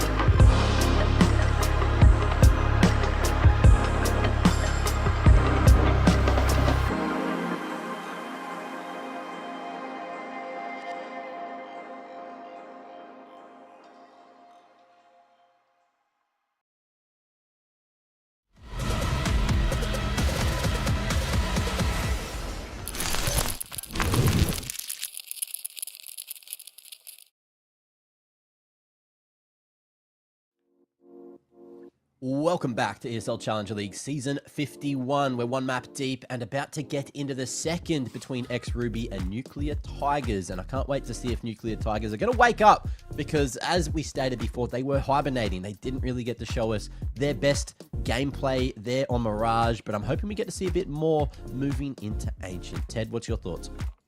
I would say that they didn't show us anything on that first map, right? I'm someone that's been fortunate enough to have the opportunity to watch the Nuclear Tigers play quite a lot, and as I told you, I'm quite ecstatic to watch this team more often than not, and very hopeful for the future of some of these players. But I feel like that was one of the more underwhelming maps I've seen them play in recent history, and whether it's due to the stand-in situation, whether they just haven't really been able to, click today so far, I think XRuby were all over them. And speaking about being all over the Nuclear Tigers, one person was all over them much more than everybody else, Mac, and that was the IGL of XRuby. Not only tactically but fragging wise, Kate had a phenomenal first map. That's crazy. 127 ADR, 26 kills up against the 10 deaths, but also, like, even though you're dying so much, you got to think of the impact of those openings. The amount of entries he was getting was just absolutely insane. And having a quick look at HLTV, that's a 2.4 rating. Like, that's phenomenal. That's crazy. Like, insane. It's usually the guy I insane get on the other side of my Faceit games, by the way, and he's 14 average, and then he has the 26 and 10 against me. That's usually how it goes. It's just unplayable when you have someone like this on the other side. And obviously, all jokes aside, Mac, as you pointed out, those are not entry stats. Those are not the stats of an IGL. He was just doing it all. He was getting opening kills in towards middle, left, right, and center. No surprise, Flauser was not able to enter the server. Every single time he tried to pull off a move, Cade was there waiting with a headshot. And going into the second map, especially with the CT side start out of XRuby, even if Cade doesn't do that again, which I think is highly likely that he won't be able to replicate that type of a performance, but I feel like XRuby are just in a great spot, getting to dictate the pace on the defensive side of things. Yeah, definitely feels that way for sure. I think, like, another thing as well is some individuals are definitely Mirage gamers and some individuals are not Mirage gamers. So we'll see if all of this heavy openings, all of this crazy confidence from Cade can transfer into Ancient. Because, look, I think Ancient isn't too dissimilar from Mirage in some ways. Yeah. But it's one of these more balanced maps, and if you are confident, if you are feeling yourself, and if the, 15-minute break isn't going to slow him down, then I don't know what will. No, it doesn't really feel like it will, right? And as we said, in recent history, Ancient has actually been very good. Well, when I say recent history, I mean very recent, because that was one of the maps towards the start of the year on which XRuby would sometimes get win streaks, but then there was that moment between the 28th of January and maybe the 14th of February where they had a bunch of losses, a bunch of very bad losses as well, right? A 4-13 to Kaleshia, 5-13 to the same team, 8-13 to Favbet, 3-13 to Gamer Legion. But then you're looking at the last two games they played, one of them being in the Challenger League. That was a 13-9 win over Nexus. Then there was a 13-8 win over Quentry. And the interesting thing in both these on both these maps, Mac, was the fact that it wasn't a predominantly greater performance on either the T or the CT side. It was just an all-around improvement that we did see out of XRuby. And now with the stand-in situation for the Nuclear Tigers, with the loss, which was a 5-13 against Leo in the Challenger League in their most recent game, I feel like that might be one of the rare occasions in which I'm not too confident in the Nuclear Tigers' opportunity to get back into this one. Now, that comes in with a pinch of salt, because other than that, this map has been great for them. But one similarity that we do have between those two teams is that they either dominate you on Ancient, or they let you crush them. So I feel like momentum is going to play a big part in this one. Who's going to win the pistol? Who's going to get that early streak of rounds with the first buy round, with the conversions? Yeah. There is a good chance that whoever does that would be able to close out the map as well. Well, let's see who it will be. Game, of course, is not too far away, but I am hoping that we get to see more from Nuclear Tigers, because it would be sad, even with a stand-in, if they had to go out 2-0 at this point when they've just come so far. Yeah. It's one of these teams that you just want to see play, get deep into these types of online events, maybe qualify for LAN as well, right? They've been trying to do that. They made it all the way into the IM Atlanta close qualifier, but unfortunately lost two very close series in there, right? So I think it's a pretty similar story for XRuby. Both these teams have been trying to make deep runs, and they have been succeeding online-wise. The Nuclear Tigers even won a Russian LAN in Moscow like 2 weeks ago, right? So that did inject a whole bunch of juicy VRS points, but it's just the fact that they have been unable to do so consistently when it matters the most in very important events, right? Whether it's close qualifiers for IEM tournaments, whether it's here in ECL, sometimes I guess consistency for the Nuclear Tigers has been evading them, whereas for the side of XRuby, I feel like the players have just been part of this tier 2 online space for so much longer. They have a little bit more experience. Yumsan is the only one that's kind of new to the mix, but guys like Cade, like Fozo have been around for years. Even Chinese and Hasinator. I mean, Hasinator played on the Spirit Academy with Donkin, Zontix, and Arfrost. Chinese was on Navi Youth years ago, right? So both these guys are massive prospects, but it's not like they're just prospects. At this point, they've just grown into being solid tier 2 players. And when you have that level of experience and you have been around for such a long time, even though you're just 20, 21 years old, you still have been able to establish a certain level of consistency, right? Your floor has risen, so to speak. And even when you're not live gaming, quote unquote, you still are providing something. You're still bringing something to the table. And I just feel like XRuby have shown that they are the slightly more consistent and stable team. I feel like the peak of Nuclear Tigers is very high, but when we don't get to see that peak, then the bottom level is quite low. Yeah, well, we'll see which peak or trough, I guess, we get from them. Obviously, you know, without the stand-in, maybe we would have seen a little bit more on Mirage, but look, history ain't going to change. It is written in the stars, and everything is going to be happening as it happens, which is, you know, just the way that it goes. But yeah, in terms of Ancient, you know, you'd assume that XRuby going to be starting on that CT side. Now, we saw them playing a relatively aggressive CT side just there on Mirage for the few rounds that we weren't able to see of their CT side. Do we expect them to be the aggressors? Do we expect, you know, to see a few of these individuals putting on their donk pants and, you know, getting to heaven ASAP, fighting aggressively for lane, you know, pushing out a main? Is that what we're getting? I think so. Yeah, I think so. There's a very weird phenomenon that I wanted to keep for during the game, but I think now it's a good moment to bring it up. Yumsan, who's the Opera, has 10% attempted entries on the CT side for the side of XRuby, which out from the outside, you would probably say, well, what is this guy doing? Well, what is he doing when he has the big green? Why is he not taking initiative? Well, that's because they don't have a single player that's below 20% attempted entries. So with Chinese, Cade, Hasinator, and Vert, there isn't that big of a difference. On a lot of the other maps, you see Cade push towards 27, 28% in attempted entries, and him just being the only one leading the charge. XRuby have a very nice and deep playbook when it comes down to CT side aggression on Ancient. They know how to keep you on your toes in towards middle and towards cave and towards the lane, but you're going to see a lot of pushes in towards A. And you remember we had that conversation about some teams having a more stationary Oper posted in towards the A bomb side so the rifles can thrive and just run around, right? Well, XRuby is a great example. They amplify that even at times. So if you're the Nuclear Tigers, you really need to try and keep the money of the CTs at bay at the start of this one. Otherwise, you could find yourselves in a very tough spot. Well, let's see what kind of spot we see from both of them, because it looks like we are not too far away from jumping on into Ancient, just around the corner. And yeah, I feel like CT side is where we really need to put our focus on for XRuby. And also just not just positionally, but how they're going to play it, because they felt like they were going for multiple different CT side setups there on Mirage in the few rounds we were able to see. So having some kind of variety is not only the spice of life, but also the spice of having a solid CT side and keeping the T's guessing. So we'll see what we get.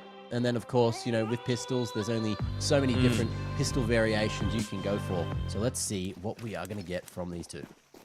What type of variety do you get in your life, Mac? Living away from my fiance 30 hours away, there's not too much variety. I just play Counter-Strike. Right, yeah. No, that's why I was interested.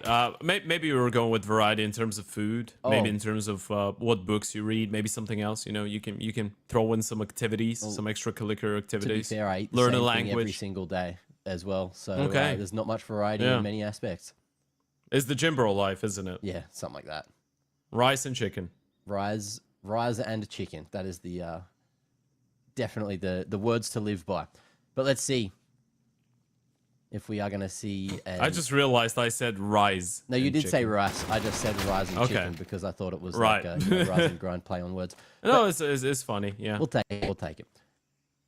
Flatzer, though, able to find himself that nice little entry. If they can find Cade, then maybe they will reroute back towards B. Still a minute on the clock, and straight through the guts is where they're looking to find this one. Zika can't find that. Looked like it should have been free onto Vert. It's awkward. It's whiffs left and right, but Zika will come out on top. And that's going to be the 3v3 brought back thanks to Yumsan. TigeRES at the big box, going to be able to drop the bomb, and now they know it's in the 2v2, and it's all about where you want to go.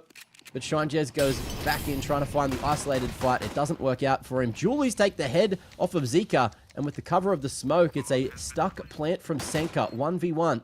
Him and Cade. I know who I'm backing. He knows he's not crossed in towards A main, right? Because of that spam. That's what the bullets were for. Just opens up the smoke. 1v1. Does he read into it? Cade, does he turn around? Oh, both of them do. But it's such an unfortunate moment for Senka. It's IGL v IGL when you know who you're backing.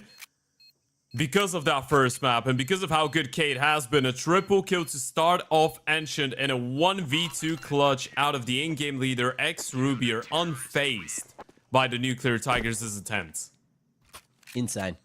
Insane timing on that flick back from Cade. Definitely could have gone the other way, but the Julies in his hands looked phenomenal after he managed to retrieve them from the Tigers. But again, lovely couple of shots to keep them in it for X-Ruby from multiple individuals. And I'm keen to see what we get from the Tigers. They did get that bomb plant, so you know they're buying in. Yeah, Force Bike coming through. Not a lot of utility, but still a decent amount. Looking like an A lean from the very beginning. Just a protocol molly in towards the ramp, coming out of Senka and towards the other side of the map. But this is going to be an A-pop. And Cade might have seen Flauser. I'm not really sure. Regardless, that's going to keep the A players on high alert, and both of them have M4s. Ooh, nice spray attempt. TigeRES Big kill. finding all three there towards main. Zika, head ripped off, just tapping away with the Galil. Brings it back to I saw 2v3. Senka. And yeah, Senka has found so much space on the B side of the map, but does he overcook this? He does have a smoke, which he could drop, but doesn't want to reveal his hand yet. Still using the element of surprise. Oh, and he wins that fight, which is huge. Smoke goes down, will buy space and time. And in comes the Nikes, straight on the feet of Zika, who is trying to get this package to be as fast as humanly possible. I was going to say, he might have gone a little bit too deep there, right? If he goes down, this is round over. The thing is, they want to clear out shelf together, and that flash is just going to give it up, probably. That smoking towards CT has put a massive timer onto Hasinator, so they haven't really been able to get too much space here, the CTs, but now they've heard the steps, they've heard the util, they could make an educated guess that they want to play this one together, the Nuclear Tigers, and they're both so low. You just have to scratch them and they'll die. Oh, and there's the first scratch. Scratch. Little claw around the corner. Senka does have that HE to break, but you wouldn't back him, and he's going to go for the timing. Isolates the first and then There's no way. sneaks behind that smoke. Yumsan has no kit and no God. chance. Senka, the man who had the roughest game on Mirage, is coming through with a huge round for the Tigers. So what? We're looking at back-to-back triple kills out of the IGLs and both in 1v2 clutches. I'm loving this right now. What Katie and Senka are doing, this is great.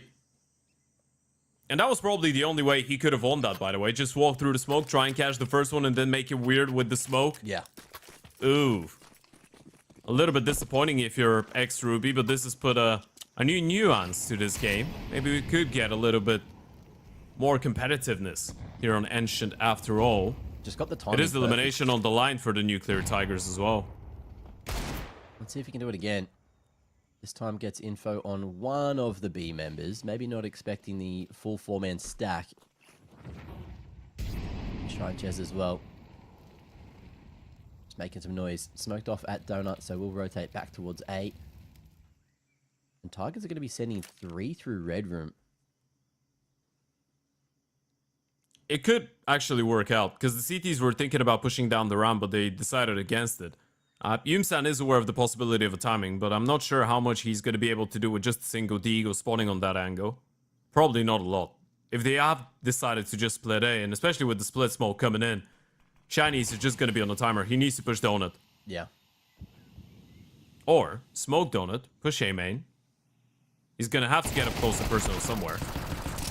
Ooh, not bad. Managed to slide through on the timing. Flash from the CTs looks good, and No the way. shots look even better. No way. Trade game working out for X-Ruby. They've got the package in red as well as a couple of upgrades. Hassanator slowly but surely rotating in from heaven, but Vert just buying more than enough space and time with that pick onto Senka. Rain, 1v3 angle, 20 seconds. I think you just save. Oh, this is such a bummer. They had everything. They had it all planned out. The deep smoke in towards the split. A single player in towards that A-bomb side, but Chinese was able to just sit inside of his own smoke. Let a player cross and then just tag him a little bit for goodbye. Rain will give this one a go, but it's absolutely unwinnable. Nate right between his feet, and it's another triple kill, this time out of Vert. So we've seen 3 rounds, 3 times there's been a triple kill out of someone. It was Kate the first time, Senka in the second. There's the replay. That was the key moment here. It's absolutely crazy that Kate on low HP is able to run through the smoke with the flash and still get a kill. I think there was just like a moment of hesitation. If the Tigers went as soon as that smoke bloomed, they would have been able to find themselves in CT. But just allowing whoever it was, I think Vert or Shine Jez, whoever walked through first to get that Deagle kill, completely, you know, upset the whole round.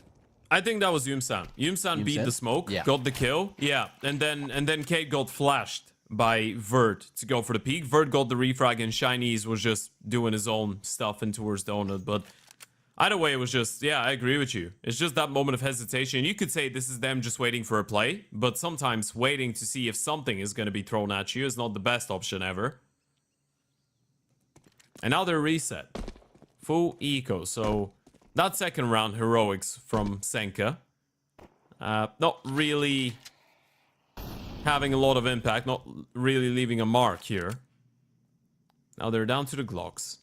And we're down to looking at the combos. What are you thinking about the Vice with the Doppler? Not the best nuance of a Doppler for the Vice, I'd say. Look, to be fair, could have been better.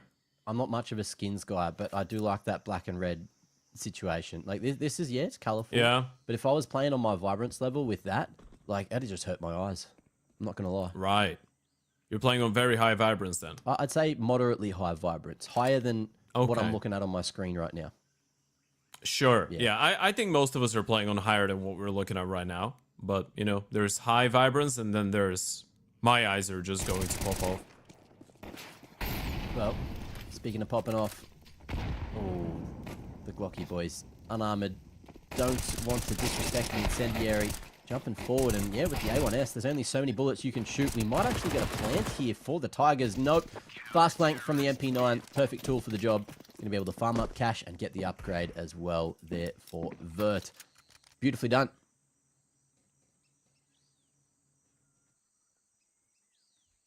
All right, now it's time to actually get into the nitty-gritty of things. We were asking a lot of questions about what that CT side out of X-Ruby would look like.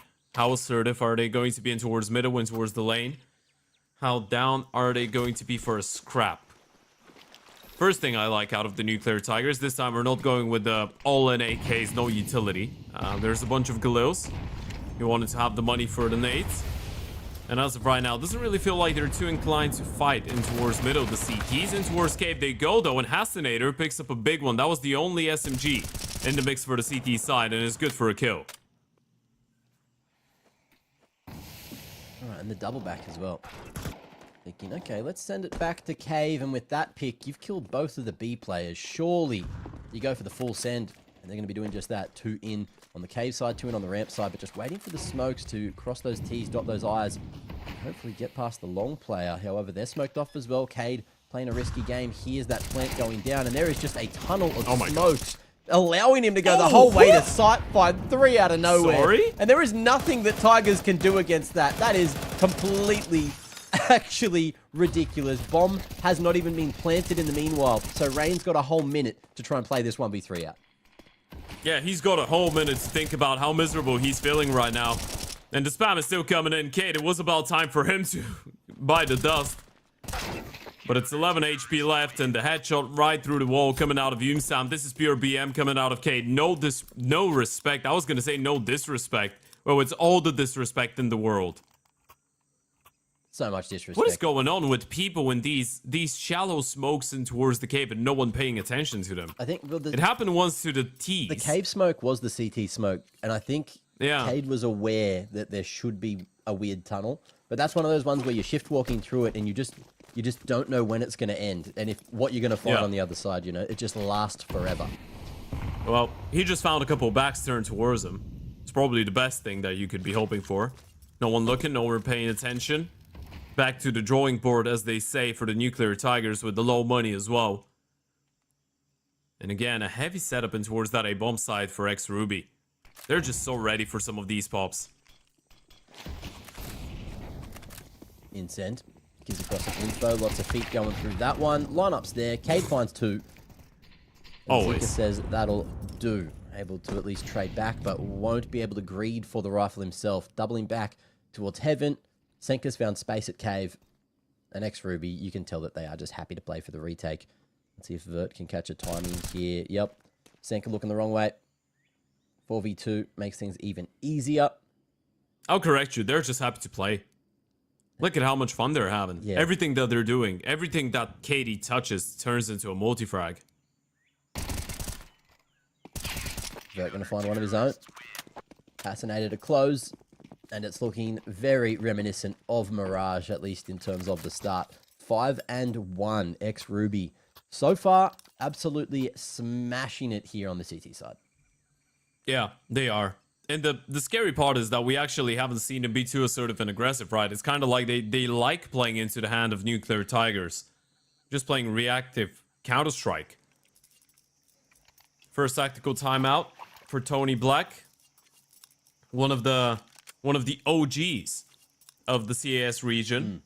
Played the DreamHack Winter 2013, which for all the Zoomers at home, because that was now 13 years ago, which is crazy to say out loud, but he played the first CSGO major with Na'Vi, Tony Black. Had 2 majors later on down the line with Vegas Quadron as well. This is always a player. Been a coach now for a couple of years, but even with all that experience, I'm not really sure if he can come up with a solution for what's been going on here. Yeah, look, sometimes you're just not shooting back as hard.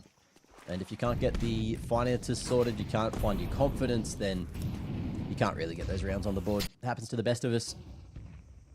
Let's see if the A-site test is going to go in favor of the Tigers. Yumsen allowed to get back on the line again. Molly going to try to force him off, but in the meanwhile, Sanka going to be able to find that one onto Hassanator. Pulling out the secondary faster than reloading. And that X-Ruby just going to play the 2v2. Great off angle. They're just so ready for the individual fights. Cade is able to find that one onto Senka. Does get tagged down, but M4 still beats the MAC-10. And look at Vert. He's pushed in towards T-spawn. The Opera of Yumsan has just found a second kill. Rain has got a bit of a gap here. Something that the CT should be aware of, but it's just Cade, and he's low on HP. There is an opportunity for a bomb plant at least here for Rain if he's able to find that first kill. Let's see if he can get the angle. Yep, offline, not working for Cade. But I love the instant protocols to group up here. X-Ruby, you can see they're doing everything they possibly can just to successfully win the round. Didn't really care if that bomb went down, and Rain surely can't isolate all 3 of these fights. Although, ooh, Sanchez, hang on. Hold on. Pulled that HE out just at the wrong time, and Rain comes through with the 1v4. Incredible spray transfer for those 2nd and 3rd kills, and then wins it on the 4th. Finally, something going right for the Tigers. Yeah, that's it. And you're just punishing them for being a little bit too lax days ago with that 3 versus 1. Underestimating the situation a little bit, especially after the initial tags came through on the spam. They probably thought he was low on HP. That's why you see Vert just rushing with the USP. He thought he was finding someone that was 1-2 bullets away from death. Little did he know, he was almost fully healthy. Yeah, it's rough. That's a bit of pill to swallow, but at least you've got the round gap. At least you've got a bit of extra cash in case something went wrong. And now moving into the 8th, this is where things get even more important for X-Ruby to try and lock it in, because with rounds like that, you better believe that's going to, start the fire in a lot of the individuals on Tigers. That's going to get you going for sure.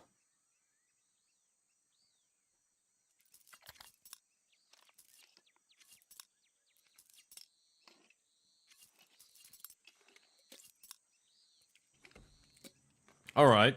You know what? I'm loving it. It might require a little bit of scrappiness for the Nuclear Tigers to be winning rounds, but we didn't even have that on Mirage, right? We didn't have the Senka 1v2s on low HP. We didn't have the Rain 1v4s. Yeah. This is much more like a competitive game of Counter-Strike now. At least it's entertaining. Okay. I'm not thinking about rice and chicken and broccoli anymore. It is hard to get your mind off of those things. They are great things to try and enjoy. Senka. Well, fuel. Wouldn't really say enjoy. Ooh. Mate, each to their own. Okay. Vert going to enjoy that timing, though. Rain not ready and won't be allowed to try and clutch up yet another round. CT's just constantly putting extra pressure back in the direction of the Tigers. They're just so ready for all of these do. walks, by the way. Think about the amount of times you've seen Chinese pick up a kill on an off angle. That is very difficult to clear out already on that CT side. And now the Oper has been spotted. This is tough. Senka, low on HP, will go for the rephase, and this will be his demise. It's another triple kill out of Kate. I would like to respectfully withdraw what I said at the start of this map, saying that Kate couldn't possibly play another magnificent map of Counter-Strike after what we've seen on Mirage. He's 14-5. Certainly doing numbers. Also intelligent to get that first pick of the round. Spotted the AWPer off the line. Managed just to crouch there, hold it, and catch him on that slow repeat. And from there, it was just even further and further downhill for Tigers. Let's see, Vex Ruby. Looking to fight fire with fire here.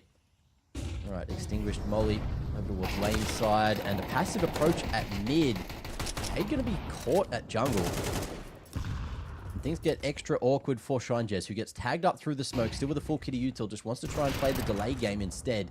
And two sets of eyes on red, expecting a full round the world big flank on that A site. But straight through the smoke, they just contact in, and Senka catches a TigeRES looking towards main. Still doable on the retake, though. A bunch of pistols, especially with that type of a clean opener out of Hastinator. Is he ready for the close angle? Answer is yes. Third player in towards Donut. Any moment now should be spotted out, and Hastinator has just gone on an absolute rampage. Making that type of a round, which could have been a lot more complicated, feel very, very easy indeed. And Rain will get shut down by a 1 deke out of Hastinator, who just refuses to reload the M4. He's like, yeah, I'm gonna rock it up with the deke. Doesn't really matter. They can't shoot back even if they tried to, even if they wanted to. 7-2 on the board. And I don't want to be the bearer of bad news, Mac, but if they don't get at least 4 or 5 rounds on that T side, this is game over. Yeah, it feels that way. I don't think Ancient is this CT sided, you know, as it is, as it stands. I feel like it is one of and they've won 2 massive clutches as well. That's true. 2 massive clutches to get those 2 rounds on the board is rough. You know, another failed insta. Great. They had 2 of these on Mirage. Now they're failing it on Ancient as well. That's rough. You gotta tighten these up. Ooh, okay, connection. Vert deciding not to defy death again, and Hastinator gonna be able to find that first pick of the round onto Senka. Just spraying that cave smoke. Here's the connection. Molly is going to lock Hastinator into the corner, but in the meanwhile, Yumsian still able to try and find extra bits of impact. No chance at a plant with this kind of force running at him. As TigeRES again is just going to keep on tearing him apart. So bomb goes down, which will mean another buy into the next tier, Ted. But again, that's 8 and a potential for a 10-2 half. That's the constant pressure we were talking about as well, right? Even if it's not directly in towards middle, is the way that they approach some of the situations in the mid to late round.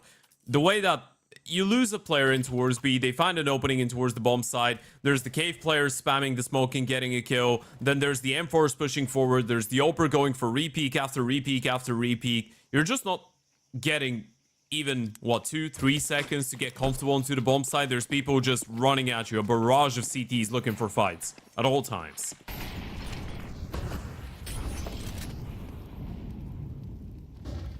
It's just pressure everywhere.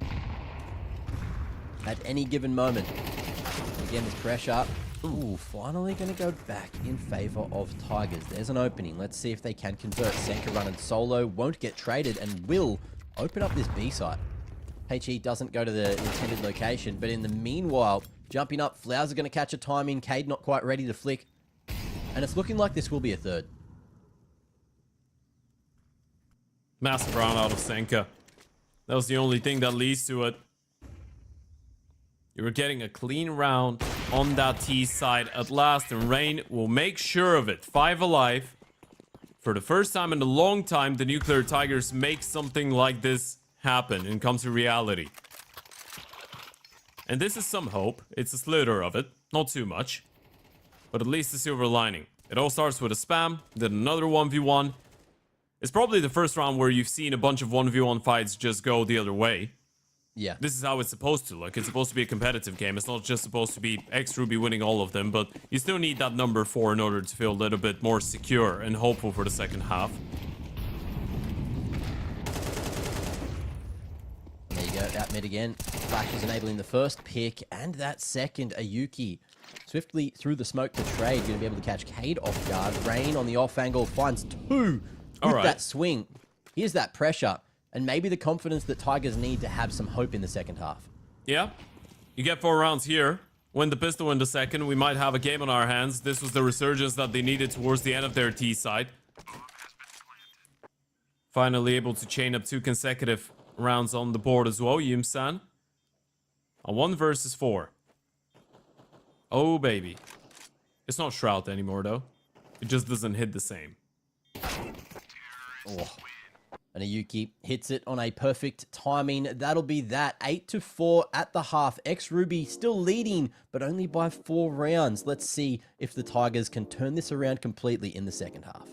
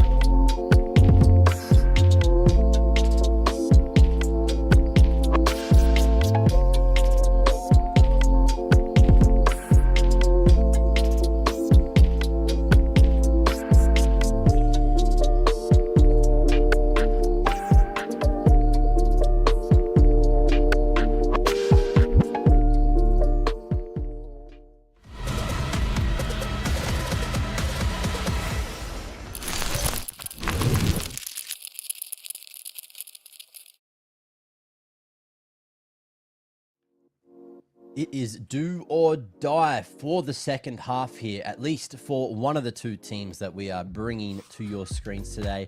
And that is going to be Nuclear Tigers. X-Ruby, of course, still have that fallback of Nuke if things go wrong. But yeah, the Tigers really need to turn this around on the CT side, or they will be knocked out of the first cup here for ECL for the European region. And it's a faster one straight into cave. Action off the back of it. Zika with the Julies. Plenty in the clip. We'll find that third pick. And that should be that. Look, 4v2, surely there's no way that X-Ruby come back here. Hold your horses. Surely. Still might be an opportunity. Those are the players without the armor as well for the side of X-Ruby as well, by the way. The support guys.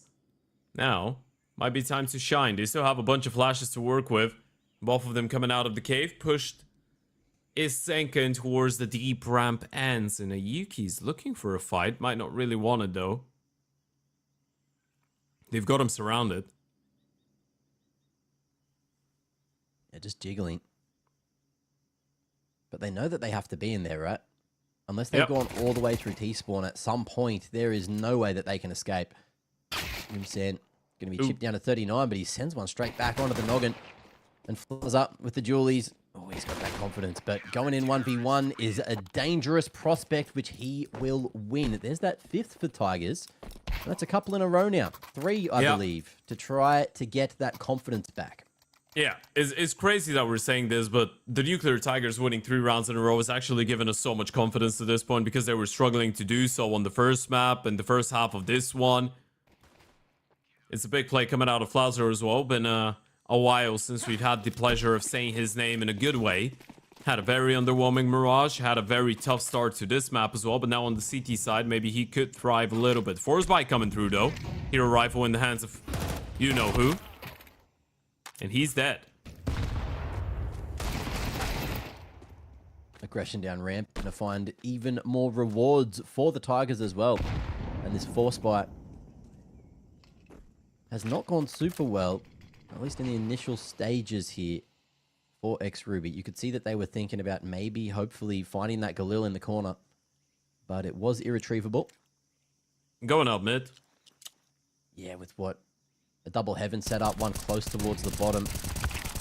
Must have made some sound. Zika just spamming away to find that one onto TigeRES. And unfortunately, that sound was a little too much. Julie's against the Deagle.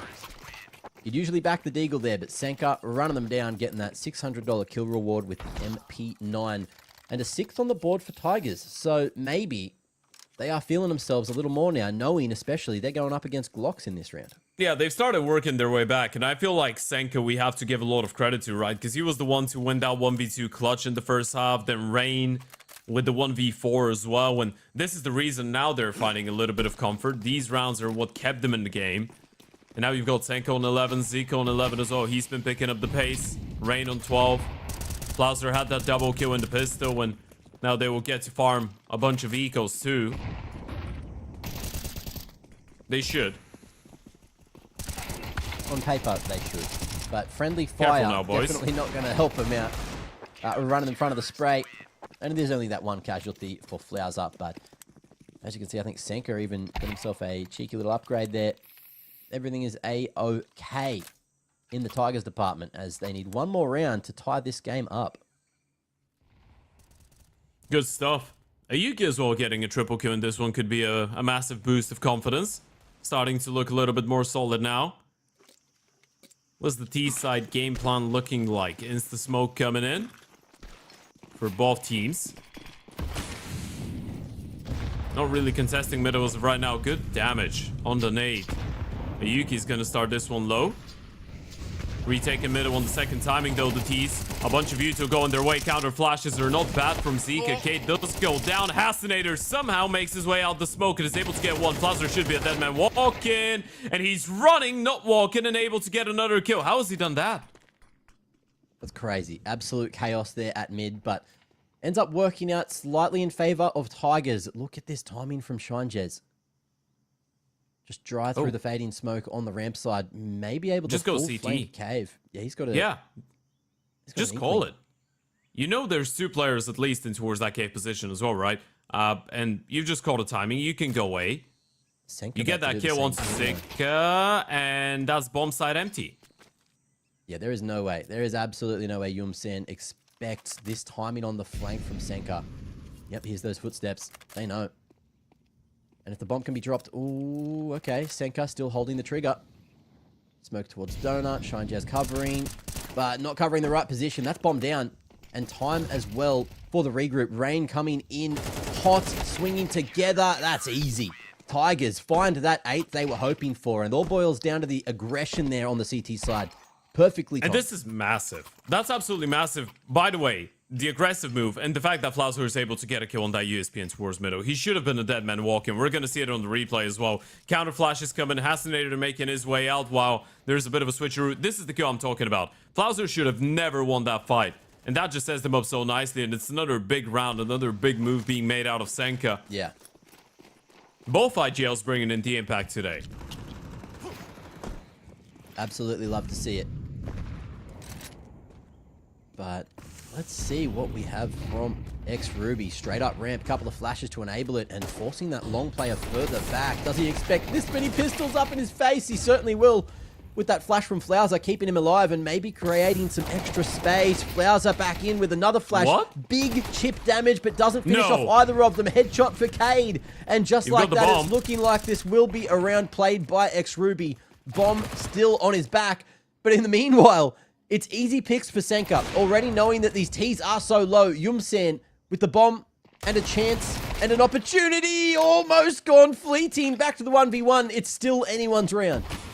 He's got the bomb on his back. And look at Zika. He's just trying to chase him down. Spamming the smoke, pre-firing the angles. Yumsun is already out of there and he's going to start sprinting. He's been hurt though. Zika knows. Going to make his way into CT on a perfect timing. Going loud, going fast. Yumsen will be allowed to pull the MP9 out, but the swing is dealt with. And Zika's got even more time to go and find himself an upgrade before that defuse. What a weird and wacky round, but the AWP gets retrieved and the round still gets won by the Tigers, as costly as it was. I feel like to some extent, I don't want to say it because I know he wanted to get another kill in towards CT. He wanted to make sure that no one pushes the smoke and gets onto the bomb side. But if Kate doesn't take that long with the bomb on his back and doesn't push deep, he could have at least planted the bomb. But he had to cross past the MP9 and it just felt like they were giving them solo fights as well, right? Probably could have slowed it down a little bit, double peek in towards Cave. Make sure you're not giving that MP9 all these opportunities. And there's the replay. It's an absolute miracle that Flauser doesn't get a kill, by the way, in towards long there. Yeah. It's getting away, barely. a weird one. Nuclear Tigers. And that was a half buy, by the way. This is an NT. That wasn't a full investment coming out of X-Ruby. So they're still happy with getting 4 kills in a bomb plant. But does that incentivize them to do something similar, but with better weaponry and better utility as well? You know, maybe go a little faster somewhere. This round, certainly not going to incentivize them on anything. Where are we going with this? Sam just trying to remember which hole to throw the donut smoke. Yep, it's that one. It's that one, Chief. A friendly tip by Mac. Yeah. This is who wants to be a millionaire. What's this one? Like, I haven't thrown it in that hole. Maybe it's the exact same smoke. Or maybe he's going to miss it. I guess we'll see. Mid pressure coming out. Resmoke on red room. Looking like they are going to go for a late pump. Vert's still on the lurk in the meanwhile. If he activates right now, then maybe there's a chance he can find a pick on one of these 2 lane members. Yeah, he's missed it. He's missed it. Yeah, it wasn't that hole. Okay. I have gaslit myself. But now with the pressure and the bomb still here, are they going to double back? They want to go for the late mid pressure, but you can see the CPs, they are stagnant. Still 3 players all around the heaven area. There is no way he's found 3. Certainly not. It's a 3-for-2 trade off the back of everything. And Ayuki realizing, maybe they are going to go back to B. Still, with that smoke towards lane side, Vert has drawn so much attention, but there's space on A. ShineJazz has confirmed that and makes his way into Donut in the meanwhile. That deep molly should allow the plant. But will Vert be able to activate and stop the rotation from Ayuki? He's heard him. He doesn't even need to move away. Now he knows. He's going through middle, so we'll have to eventually start making his way back into our CT spawn. And Yumsan has got a big fight coming up. Shadows giving it away. Does he think about the right-hand side as a possibility? Answer is yes. Still bested by Senka.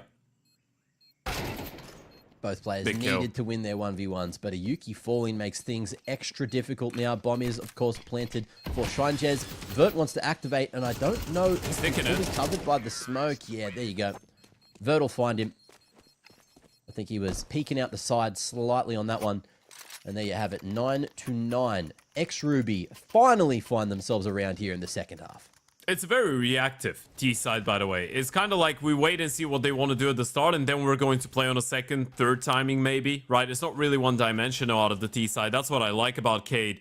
They contest in towards middle. That spray transfer out of Cade was nasty as well. Probably should have gotten just one kill and be done with it. Cade is not giving up, though.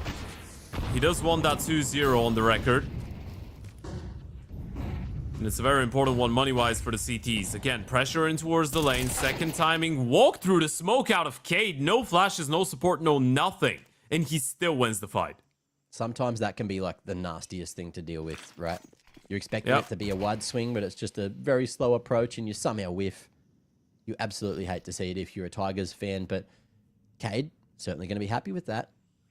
Draws enough attention back towards mid. You can see 3 members of the Tigers all re-aggressing here just to fully clear it out before deciding where they want to go. And Rain, he will need a helping hand shortly over towards B. Ooh. They've made the right read.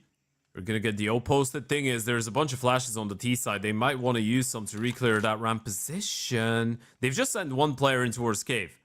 That's what all of this was about. And now they've repositioned. Now they're backing off. This could be an issue.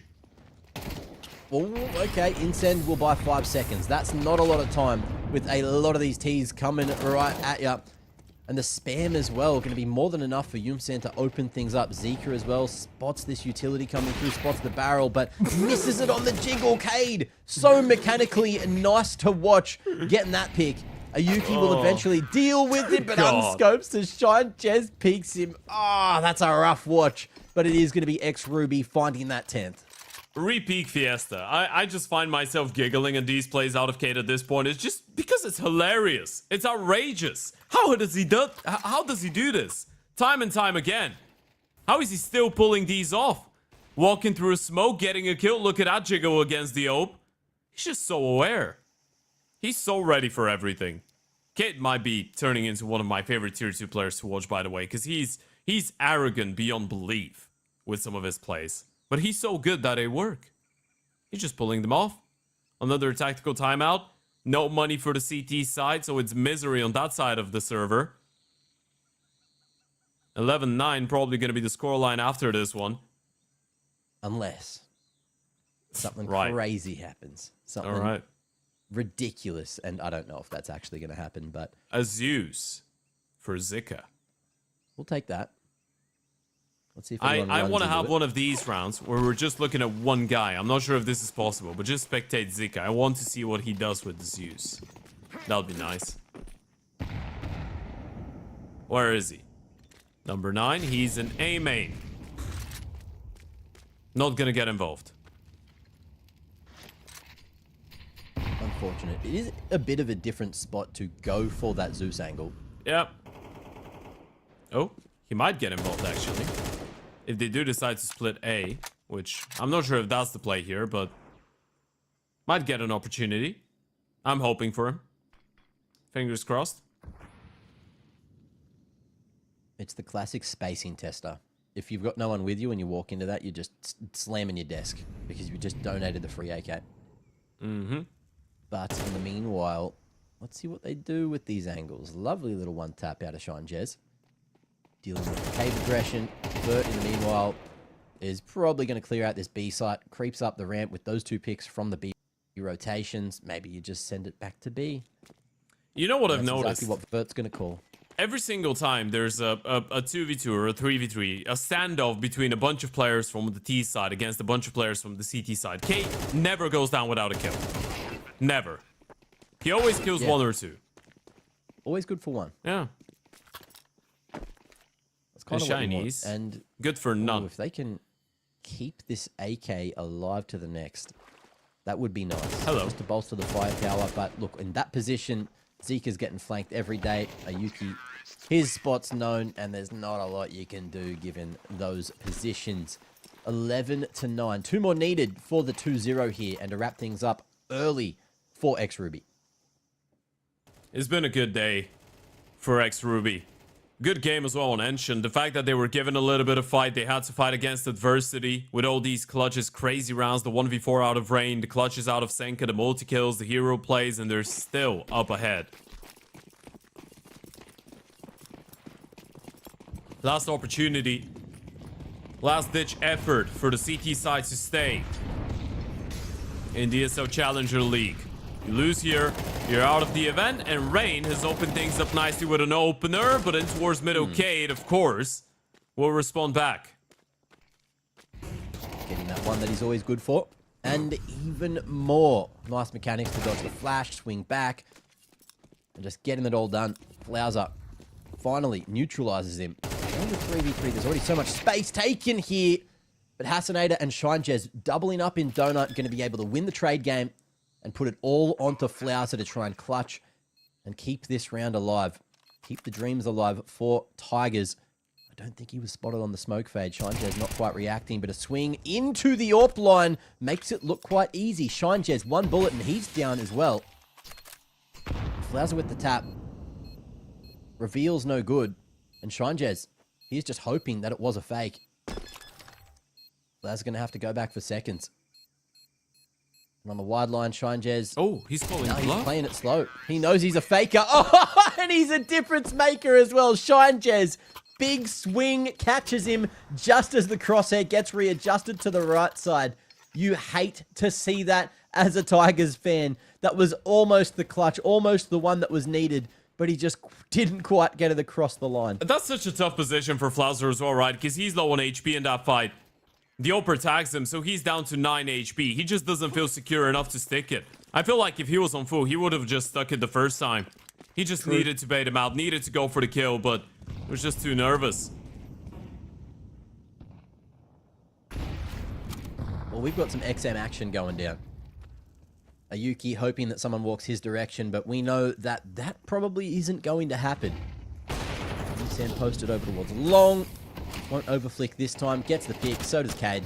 And this is looking like it is the final round of the game unless they can fire things up. ShineJez as well, dealing with the fast flank, and Vert swinging for the final pick. 13-9, 2-0. XRuby making light work of the TigeRES. Yeah, absolutely light work, and this is their 5th consecutive win on HLTV. XRuby keeping that run through the lower bracket going. They did have a little bit of a fortune in the previous one, or a fortunate situation, shall I say. They did get an FF win over the side of Famalicão, but they were able to eliminate Habu, they were able to eliminate Nexus. These guys are the headhunters of the lower bracket in Season 51 Cup 1, and they take down yet another scout. Moving forward in the next game, Mac, they will be playing the winner of Johnny Speeds and Alliance, which I feel like is going to be a great game. But at this point, with the momentum that they have, I feel like all the teams that have been sent down the lower bracket are just cursing the fact that XRuby is not in the upper bracket, because this is how they're playing. They have been playing like a favorite. Yeah, it's a weird situation that they're going to find themselves in. So yeah, unfortunate for TigeRES that they did not manage to at least win their map pick on Ancient, which they picked and won so many times in the last 3 months. But yeah, XRuby just doing it that much better, feeling themselves, really wanting to stay here in the lower bracket. And now, of course, they've managed to make it into the minimum amount of money. I believe it's $750 that they've won themselves by just winning this game, with the potential for much more for them to pick up. Yeah, we're gonna take one final look at the bracket for the evening. Nuclear TigeRES, unfortunately, out of the event. XRuby, though, they keep it going. They get that win, and as we pointed out, in the next one, they will be playing against the winner of the Alliance of Johnny Speeds. But we're taking a look at the upper bracket first, where we have 4 teams that are yet to drop a series. But I'm looking at that lower bracket, Mac, and yeah, despite the voice crash that I just went through, I'm not gonna lie to you, I feel like there is a realistic opportunity we might have a winner of this entire event lingering around in the lower bracket, because there has been a couple teams, including XRuby, that have been playing some excellent Counter-Strike here. And as you can see, Alliance already a map up over in that other game, so definitely in the position to potentially go up against XRuby, as Johnny Speeds, it looked like they were struggling. And then over on the other side of the bracket, we saw earlier Sparta already got that 2-0 win over Sangal. But Ill Will taking out Oromond as well. So you've got to keep your eyes on these individuals because they could very soon be taking on a couple of those teams from the upper bracket finals, upper bracket semis, whatever you want to call it, and making their way into the quarters over the coming couple of days. But yeah, it's only going to be what we got, like 4 or 5 more days here of Cup 1 before we finally crown ourselves a winner, crown ourselves someone that's going to be able to take those extra points and put themselves in a prime position to make it in a suitable fashion towards Cup 2, Cup 3, and Cup 4. And then, of course, you know, you can qualify into your pro leagues as well as get all those juicy VRS points. So many different things on the line other than just the cash. But Ted, any final words for all the Ted fans out there? Well, to every single one of my fans, to all 3 of these people, I appreciate you. I love you.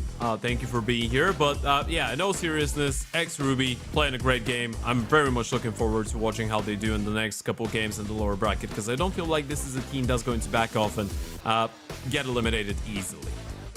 Yeah, mechanically looking stellar, and I'm hoping that we get to see a bit more from them, especially on stream. But alas, that is that for the evening. That's been Ted, that's been me, myself, Mac, and that has been ESL Challenger League Season 51 for the EU region for this beautiful Thursday night. Thank you all for joining us, and we'll see you again tomorrow for much more Challenger League reaction.